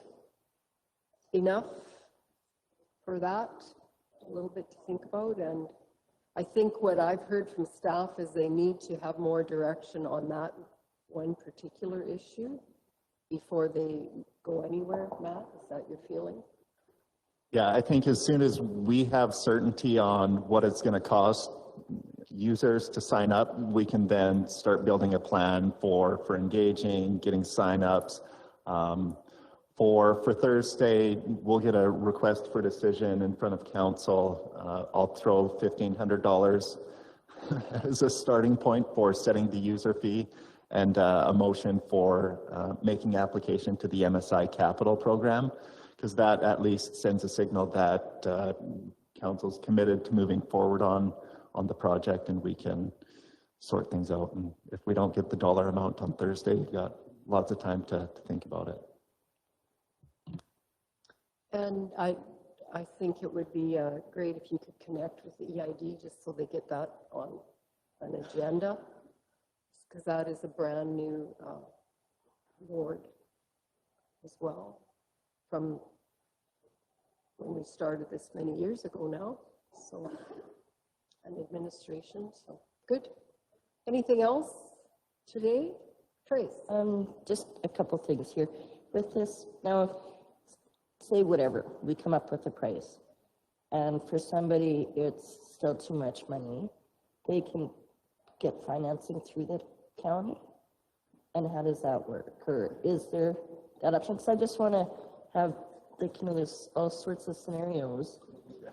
Yeah, absolutely. There are all sorts of scenarios, and we did, for part of the project, there was a 5-year payment plan we made available for people. So if that's something council wants to look at, by all means, we can make it affordable. I think what I'm hearing is we want as many people hooking up as possible, and we want to make it as easy and affordable as possible. So if we need to consider some of those things to stretch your $1,500 payment over 5 years or whatever it is, we can look at that. It's something we've managed before.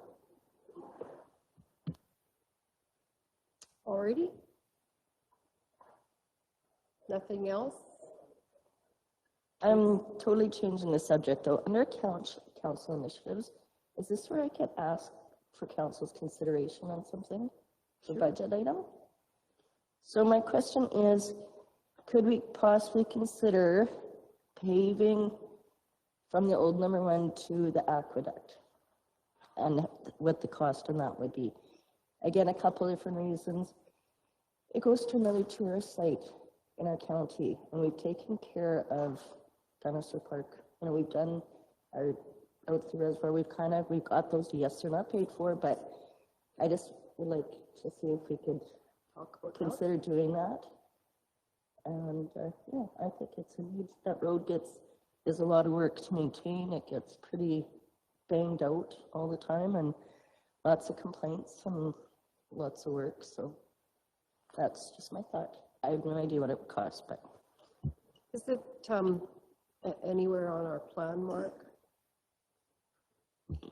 No, that project has never made it on a plan. We've talked about it numerous times. Yeah. Options presented in the past, off the top of my head, have been paving to the aqueduct site, but not across the bridge, across the new canal crossing.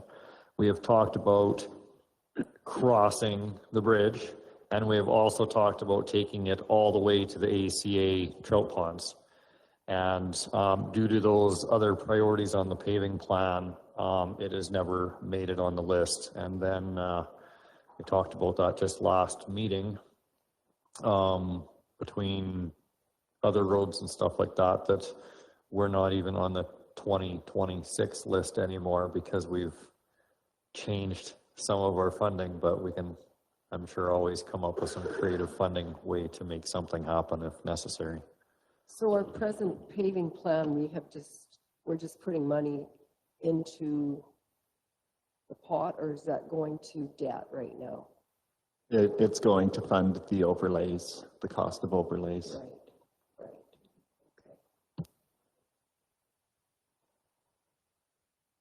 Kelly? And on the same agenda item, I would like council to consider the bridge, Range Road 184, south of the town of Bassano. It's a 130-year-old bridge. It's single lane traffic. It would also save us 2 miles of paving. It's a high traffic area going to the Bassano Dam.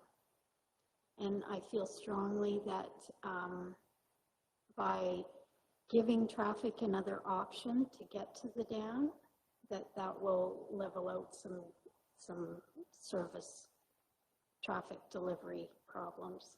So you're talking about a Near paving? Bottle Hill, not a pavement, A no. paving or A bridge, a bridge or a culvert. It's been on our books for 50 years, I believe. Like, this is, I'll heritage you. We can park it on your land and people can come look at it. It's,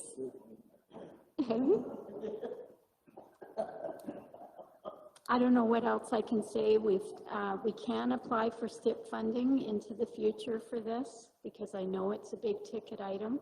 We will have to do landscaping on the south side, or sorry, the north side for sure, because it comes around Beer Bottle Hill. And sorry to see Beer Bottle Hill go, but we do need to get it on our plans, my opinion. That's the road that was on the provincial highway at one time, wasn't it? Yeah. Yeah, it's kind of funny when I bring up the web map This is here, this running is also pulling from Google Maps, so 847 is highlighted a couple times on this route going south where my cursors are. So whether council remembers or not, some of you have been here long enough to have been deeply involved in conversations around Fisher Bridge. Some of you have not. It is a Class A bridge structure that is supposed to all be under the management of Alberta Transportation. However, we do replace the bridge, the wood planking across the bridge deck and things like that, because that's part of our responsibilities apparently. The bridge file is over 100 years old, and it's at Alberta Transportation's discretion. It is up to council to lobby the Alberta government to get that bridge replaced. As part of that bridge being replaced, education further for you, Range Road 18.5, this has another steel span structure on it. It is known as the Black Bridge. All of them were painted black unless they got painted green back in them days. That Black Bridge, when Fisher Bridge is replaced, at the end of the useful life of the Black Bridge, that bridge will be removed and will not be replaced. It will be gone forever. So that's some of the small history on that. When I started here in 2008, working into 2009, and my apologies, I really wish I could get the air photos up, but I know they're having challenges with the web map downstairs this morning. Maybe I can get it this way. There we go. That works. There's an alignment for the bridge to come around to the west here and cross over here and then come back up to the road known as Township Road 210. That design was done back in 2004, I believe it was. I think it was part of my RFD not too long ago about Fisher Bridge. That's where that stuff sits. Now, if county council wants to advance the project, and I don't know, Councillor Crispin, if we go to pitch more money in to get it replaced sooner or something, I don't know. We've done other things with our road paving projects and stuff as well to advance where the province would be. So maybe that's an opportunity or an option to this. They've just, every time they inspect it, they're waiting for the condition to degrade, but it's not. Who knows? I'd hate to venture a guess, but maybe it'll be there for another 50 years. Matt, being former manager of finance and being involved in the asset management plans and TCA and stuff, he did the asset management plan on bridges, and he had a lot of head scratching moments. He hasn't quite lost all the hair that I have over bridges. But he's like, how do they manage these things? Because your numbers never align. This is what's supposed to be on your replacement plan, but you're only doing 2 out of the 5. Well, we do another inspection, we find it's got more useful life, so then it gets pushed off. And that's how they're approaching this whole thing too, is by condition, and it'll continue to get pushed and continue to get pushed and continue to get pushed until hopefully they catch it before there's a wreck, right? I'm sure that they inspect these bridges every year, and I know that once defects are found, then they up the frequency of inspection and stuff.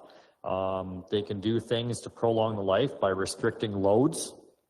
They can say it is now down to a 1-ton load only. Well, that means just about every farmer where the truck's got to drive around drive 2 miles east and 2 miles north and 2 miles back west to get to where they were going originally, right?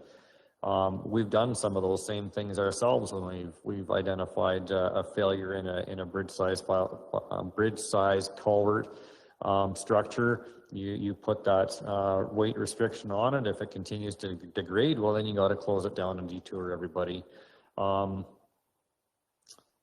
Right now, it is a significant impediment for our agricultural sector, even our industrial sector over in that area, because they will come off and drive on Range Road 18-2, where there is a concrete structure over here that it doesn't have the steel span over top, so it doesn't have a height restriction to it, and it doesn't have as much of a width restriction to it. It does have the barriers, so a vehicle can't drive off the edge, obviously, but Fisher Bridge is supposed to be the more through corridor for traffic, but there are a number of producers that have to take that detour to get around to their land on the other side. At least they have a bridge, not a ferry. Careful. You know what the future might hold for that. Oh. Yeah.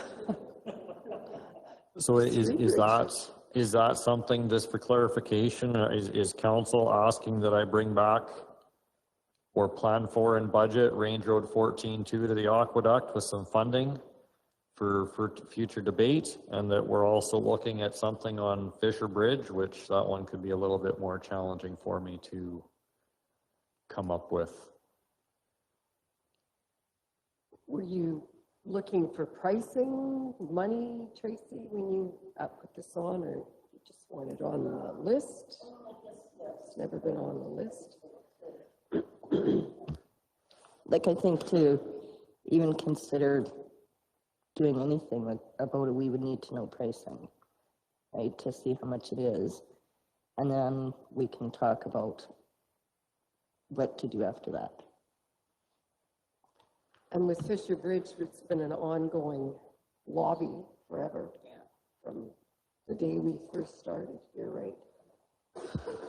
Can I ask Tracy a question? Yeah. If you had to pick, Tracy, between the road to the aqueduct and just a mile to get to the aqueduct, or that road there between the Kingbrook Island and Lake Newell Resort, which one would you pick?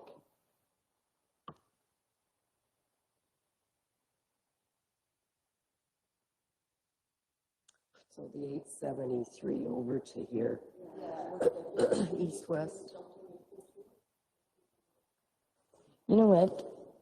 I still would pick the aqueduct, partly because you have the road that goes to Lake Newell Resort, right?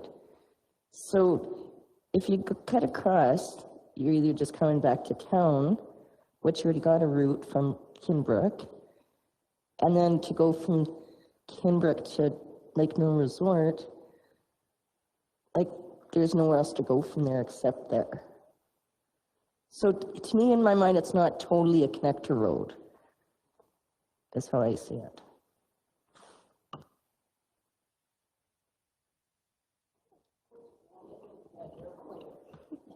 It's the road that didn't get paved when we paved down here. Goes. Well, that's a good response then, Tracy. Brian or Mark? That's Brian. okay. Looked at Brian and said, Brian, Mark. Just top of my head, we discussed Range Road 14-2 when the funding came available from the province for this stimulus stuff. Because it's just slightly over a kilometer if it's just to the aqueduct entrance. And I think, top of my head, I was somewhere around like $1.2 million to do that full kilometer. Because when we were looking at the 900 and whatever it is, I can't remember off the top of my head, we had to be less than a kilometer, which is how we presented options. And we talked about all these other roads, about this mile down here as well, and it was going to take a contribution from council to make it happen. So that's my spitball in a nutshell right now, and that's not doing any engineering behind that, because we do have some flood fields and things like that. I don't know if the road base is saturated. We do have some frost boils from time to time, land acquisition, things like that, but that would be my high level number to you right now is probably about 1.2. Could be more, could be less. Fisher Bridge, when I remember the discussion when I first started here, just to I think build the roads alone, it was like $1 million contribution by the county of Newell, and that was back in 2008. So if we want to go like a 2% inflation cost, we're going up in our numbers, right? But that was just for the county, because the county's contribution is supposed to be limited to the roads abutting the bridge. That's not including any road removal or rehab or anything from the project. That was to build that new alignment. So if we're going to be talking more about sharing costs to replace the bridge with Alberta Transportation, man, I want to say that was like a $3 or $4 million touchback in those numbers. Yeah, I do. Yeah. But that again was a 2004 number, and I think there were 3 or maybe 4 bridge-sized culverts that were included in that design as to how they were going to facilitate that new crossing rather than a steel span or a concrete span. It was AMEC design back in the day before they became Wood PLC. Lots of changes in names there. Cyril is still there, for those of you that know Cyril. So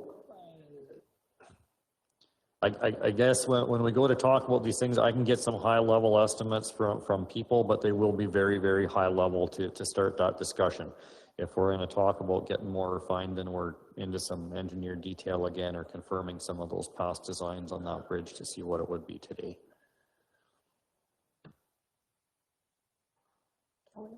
Just a question on the investigations, or the who does the checking on the bridge?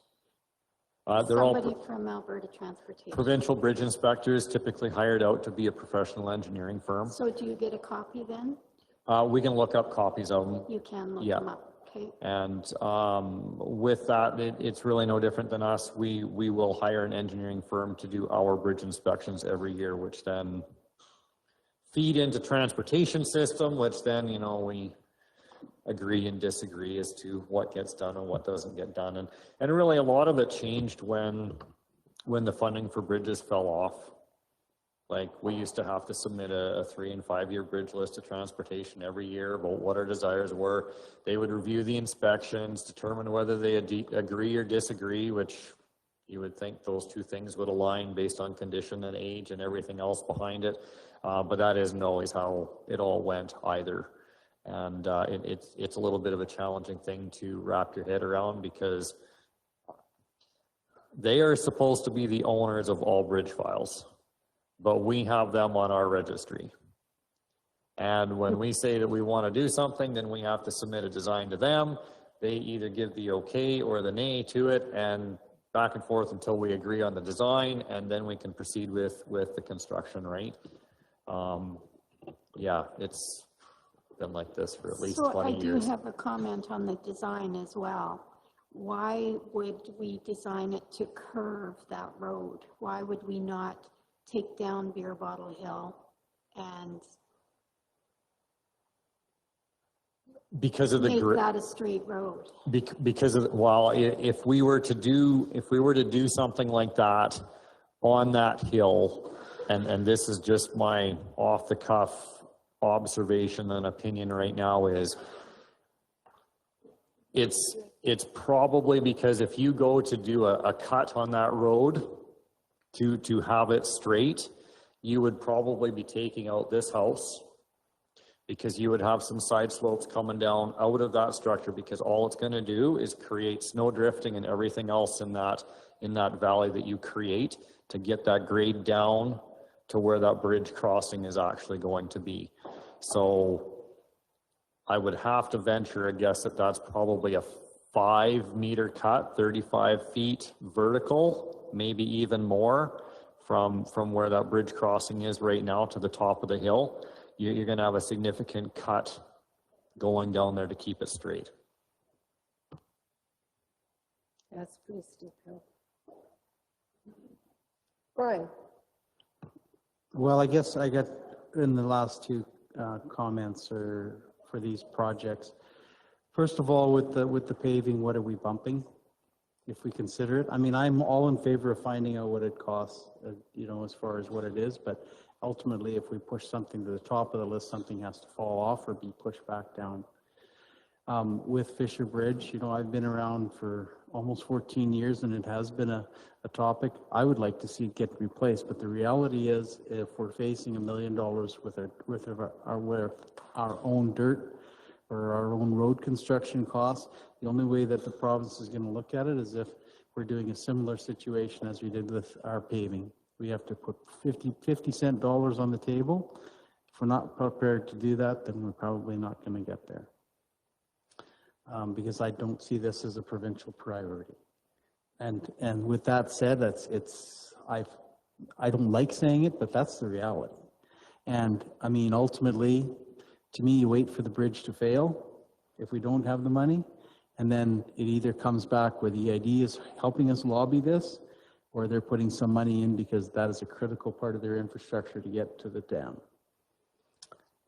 to get to Brooks and to get to the dam. So, and that's just reality. I'm not saying anything probably most of us don't know around this table, but I have no problem with finding out the information, but if we're prepared to proceed, that's what we're going to be looking at, I believe. Yeah, good comments, Brian. I think further to that is the fact that there is another crossing not that far away, which I think will always play into their AT's concepts these days with the way money is. Kelly, are there lots of people already farming, I guess I'm thinking, or others that take a different route because of the old bridge? They go over to the east, I guess that is, to cross, come in the other way or to access their land from the better bridge? They have to get their equipment across. Yeah, so it's already happening. Yeah, Yes. That's the only way to get there. Yes. They can't even go 3 miles west to cross the Pisano Dam, as you know. Right. So it's a 2-mile jog for them, but you know, that's one industry. Yeah. I'm suggesting that this is a major route to the Pisano Dam. And it shows on GPS that this is a route. And so we're having industry get to the bottom of Beer Bottle Hill and not able to cross, whether it's oil and gas or out to the dam. Now, they only do it once ever in their life, and the word does spread, but yeah. It does happen. And then also the extra travel on the east-west road, and sorry, I don't have my land use book out. You know, that's saving traffic on that road as well, which is a 2-3 mile gravel trip. So that would be it would be spreading the traffic out. That's what it would be doing. It's a multifaceted argument for sure. Mm-hmm. Yeah. My prediction is as long as it is still travelable, if there's such a word, that's what AT will. Yeah. And I'm okay with that as long as we're getting studies, or we can get studies on that and not let it go without being checked. Mm-hmm. And well, I would hope. Yeah. Yes. Yeah. That's fairly critical. And pardon me if you're going to hear from me on this subject again, because I do want it to be a discussion at least every year, as long as I'm here, because I think it's and maybe start the conversation with the EID as well, if we haven't done that already. We have. Okay. I don't know, were you involved in that, Mark? I made a promise a long time ago that I would make sure that this thing resurfaces from time and time again, at least as long as I'm here. So continuing that discussion is never a bad thing.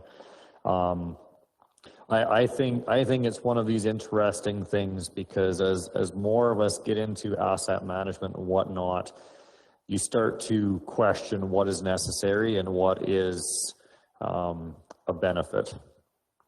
And like the Black Bridge, where are the sacrificial lambs throughout the county where people can be routed somewhere else? And unfortunately, this is one of those that we've invested significant money on the bridge file to the north, determining that this was going to be the north-south connector in the Bazzano area. And it should be something that I think council should put back on to meet with the Minister of Transportation and stuff at conventions whenever you have that. And I don't think you want to beat them to death with it, but you at least want to have it there every couple of years. We did just recently, wasn't it this year? Yeah, we did bring it up. So, yeah, it's one of those that just needs to stay on the radar and to make sure that we're taking care of the people that use those things too and doing our best in a way, but it hasn't been easily influenced. I think the de-gazetting of Highway 847 to make it a local road was probably easier than what we're dealing with to get that bridge file replaced today. So, which happened 20 years ago. Yeah, it was de-gazetted before I became a councillor, because that's when I learned what de-gazetted meant. yeah, and that's the real interesting thing as to why it still has a label of 847, but that's just because somebody hasn't pointed that out to Google and any other map maker, because that 847. At times it's in the media. I know during a blizzard, maybe last winter, the 847 was cited. As I said to John, nobody will know where that is. Except the people that have lived there their entire lives, right? Yeah, it's one of those interesting things. And with our asset management planning and stuff, they actually challenged us that when there's, what risks are there? So if a bridge file fails, how far around do you have to detour people? What kind of inconvenience in it? But I know a number of my peers are dealing with closing some of their bridge files for good and saying that your new route is just now going to be that much further along. I don't have any specific details, but I'm guessing there's probably a one-time compensation that gets paid for some of that here's your hardship and this I don't think covers. So. I don't know. They might just be not replacing them and closing them. I don't know, but I know that's not an easy conversation to have with anybody when they use it. Like the $3,000 culvert that's become $3 million. You know, when you look at, I always think of the trips to Wayne, you know, to the Last Chance Saloon there where you cross the 11 bridges, 11 bridges. How did they ever manage to do that? Because today, that would be at least $1 billion. Maybe 2 or 3 billion, right? To replace all those bridges. It's nuts. That's what that's the way the world is, but. Anyway, that's the interesting side of it all too, right? Do you pave it? Do you revert it back to gravel in the future? Do you do this? Do you do that? It's all a matter of changing times and what is needed, right? Yeah. So, but no, if council, I don't know what else to do other than if council wants to suggest some funding model or something that you would bring up with transportation on that specific project. I can look at bringing some of those costs back for Range Road 14 too. But to Councillor DeJong's point, we do present the paving plan every year in budget, although nothing shows on it right now due to the lack of funding in the paving plan. So I don't know that there's anything to fall off other than the list of priorities that you gotta bump something to advance something, right? So we can bring what that list looks like. It's on the website. It doesn't have any years attributed to when things were going to be done since our funding has changed. And we can just look at it from a perspective that this is the listing in order of priority for council. And does 14.2 have a fit in there, and or any other ideas that council may have for paving? I'd also like, if we're going to look at that, just to know how we're doing with the whole concept of having to do overlays into the future, because we need to really continue to manage those assets well, because we have been praised by people who notice the crack filling of the oil and stuff. So let's not, that'd be interesting too, Mark. But anyhow, I think we should end this today. I saw some pizzas come in quite a while ago, so they're getting soggy. And so 10 o'clock to 12:30? Oh, 8:30. No wonder we accomplished that much. Oh yeah, that's right. 8:30 today.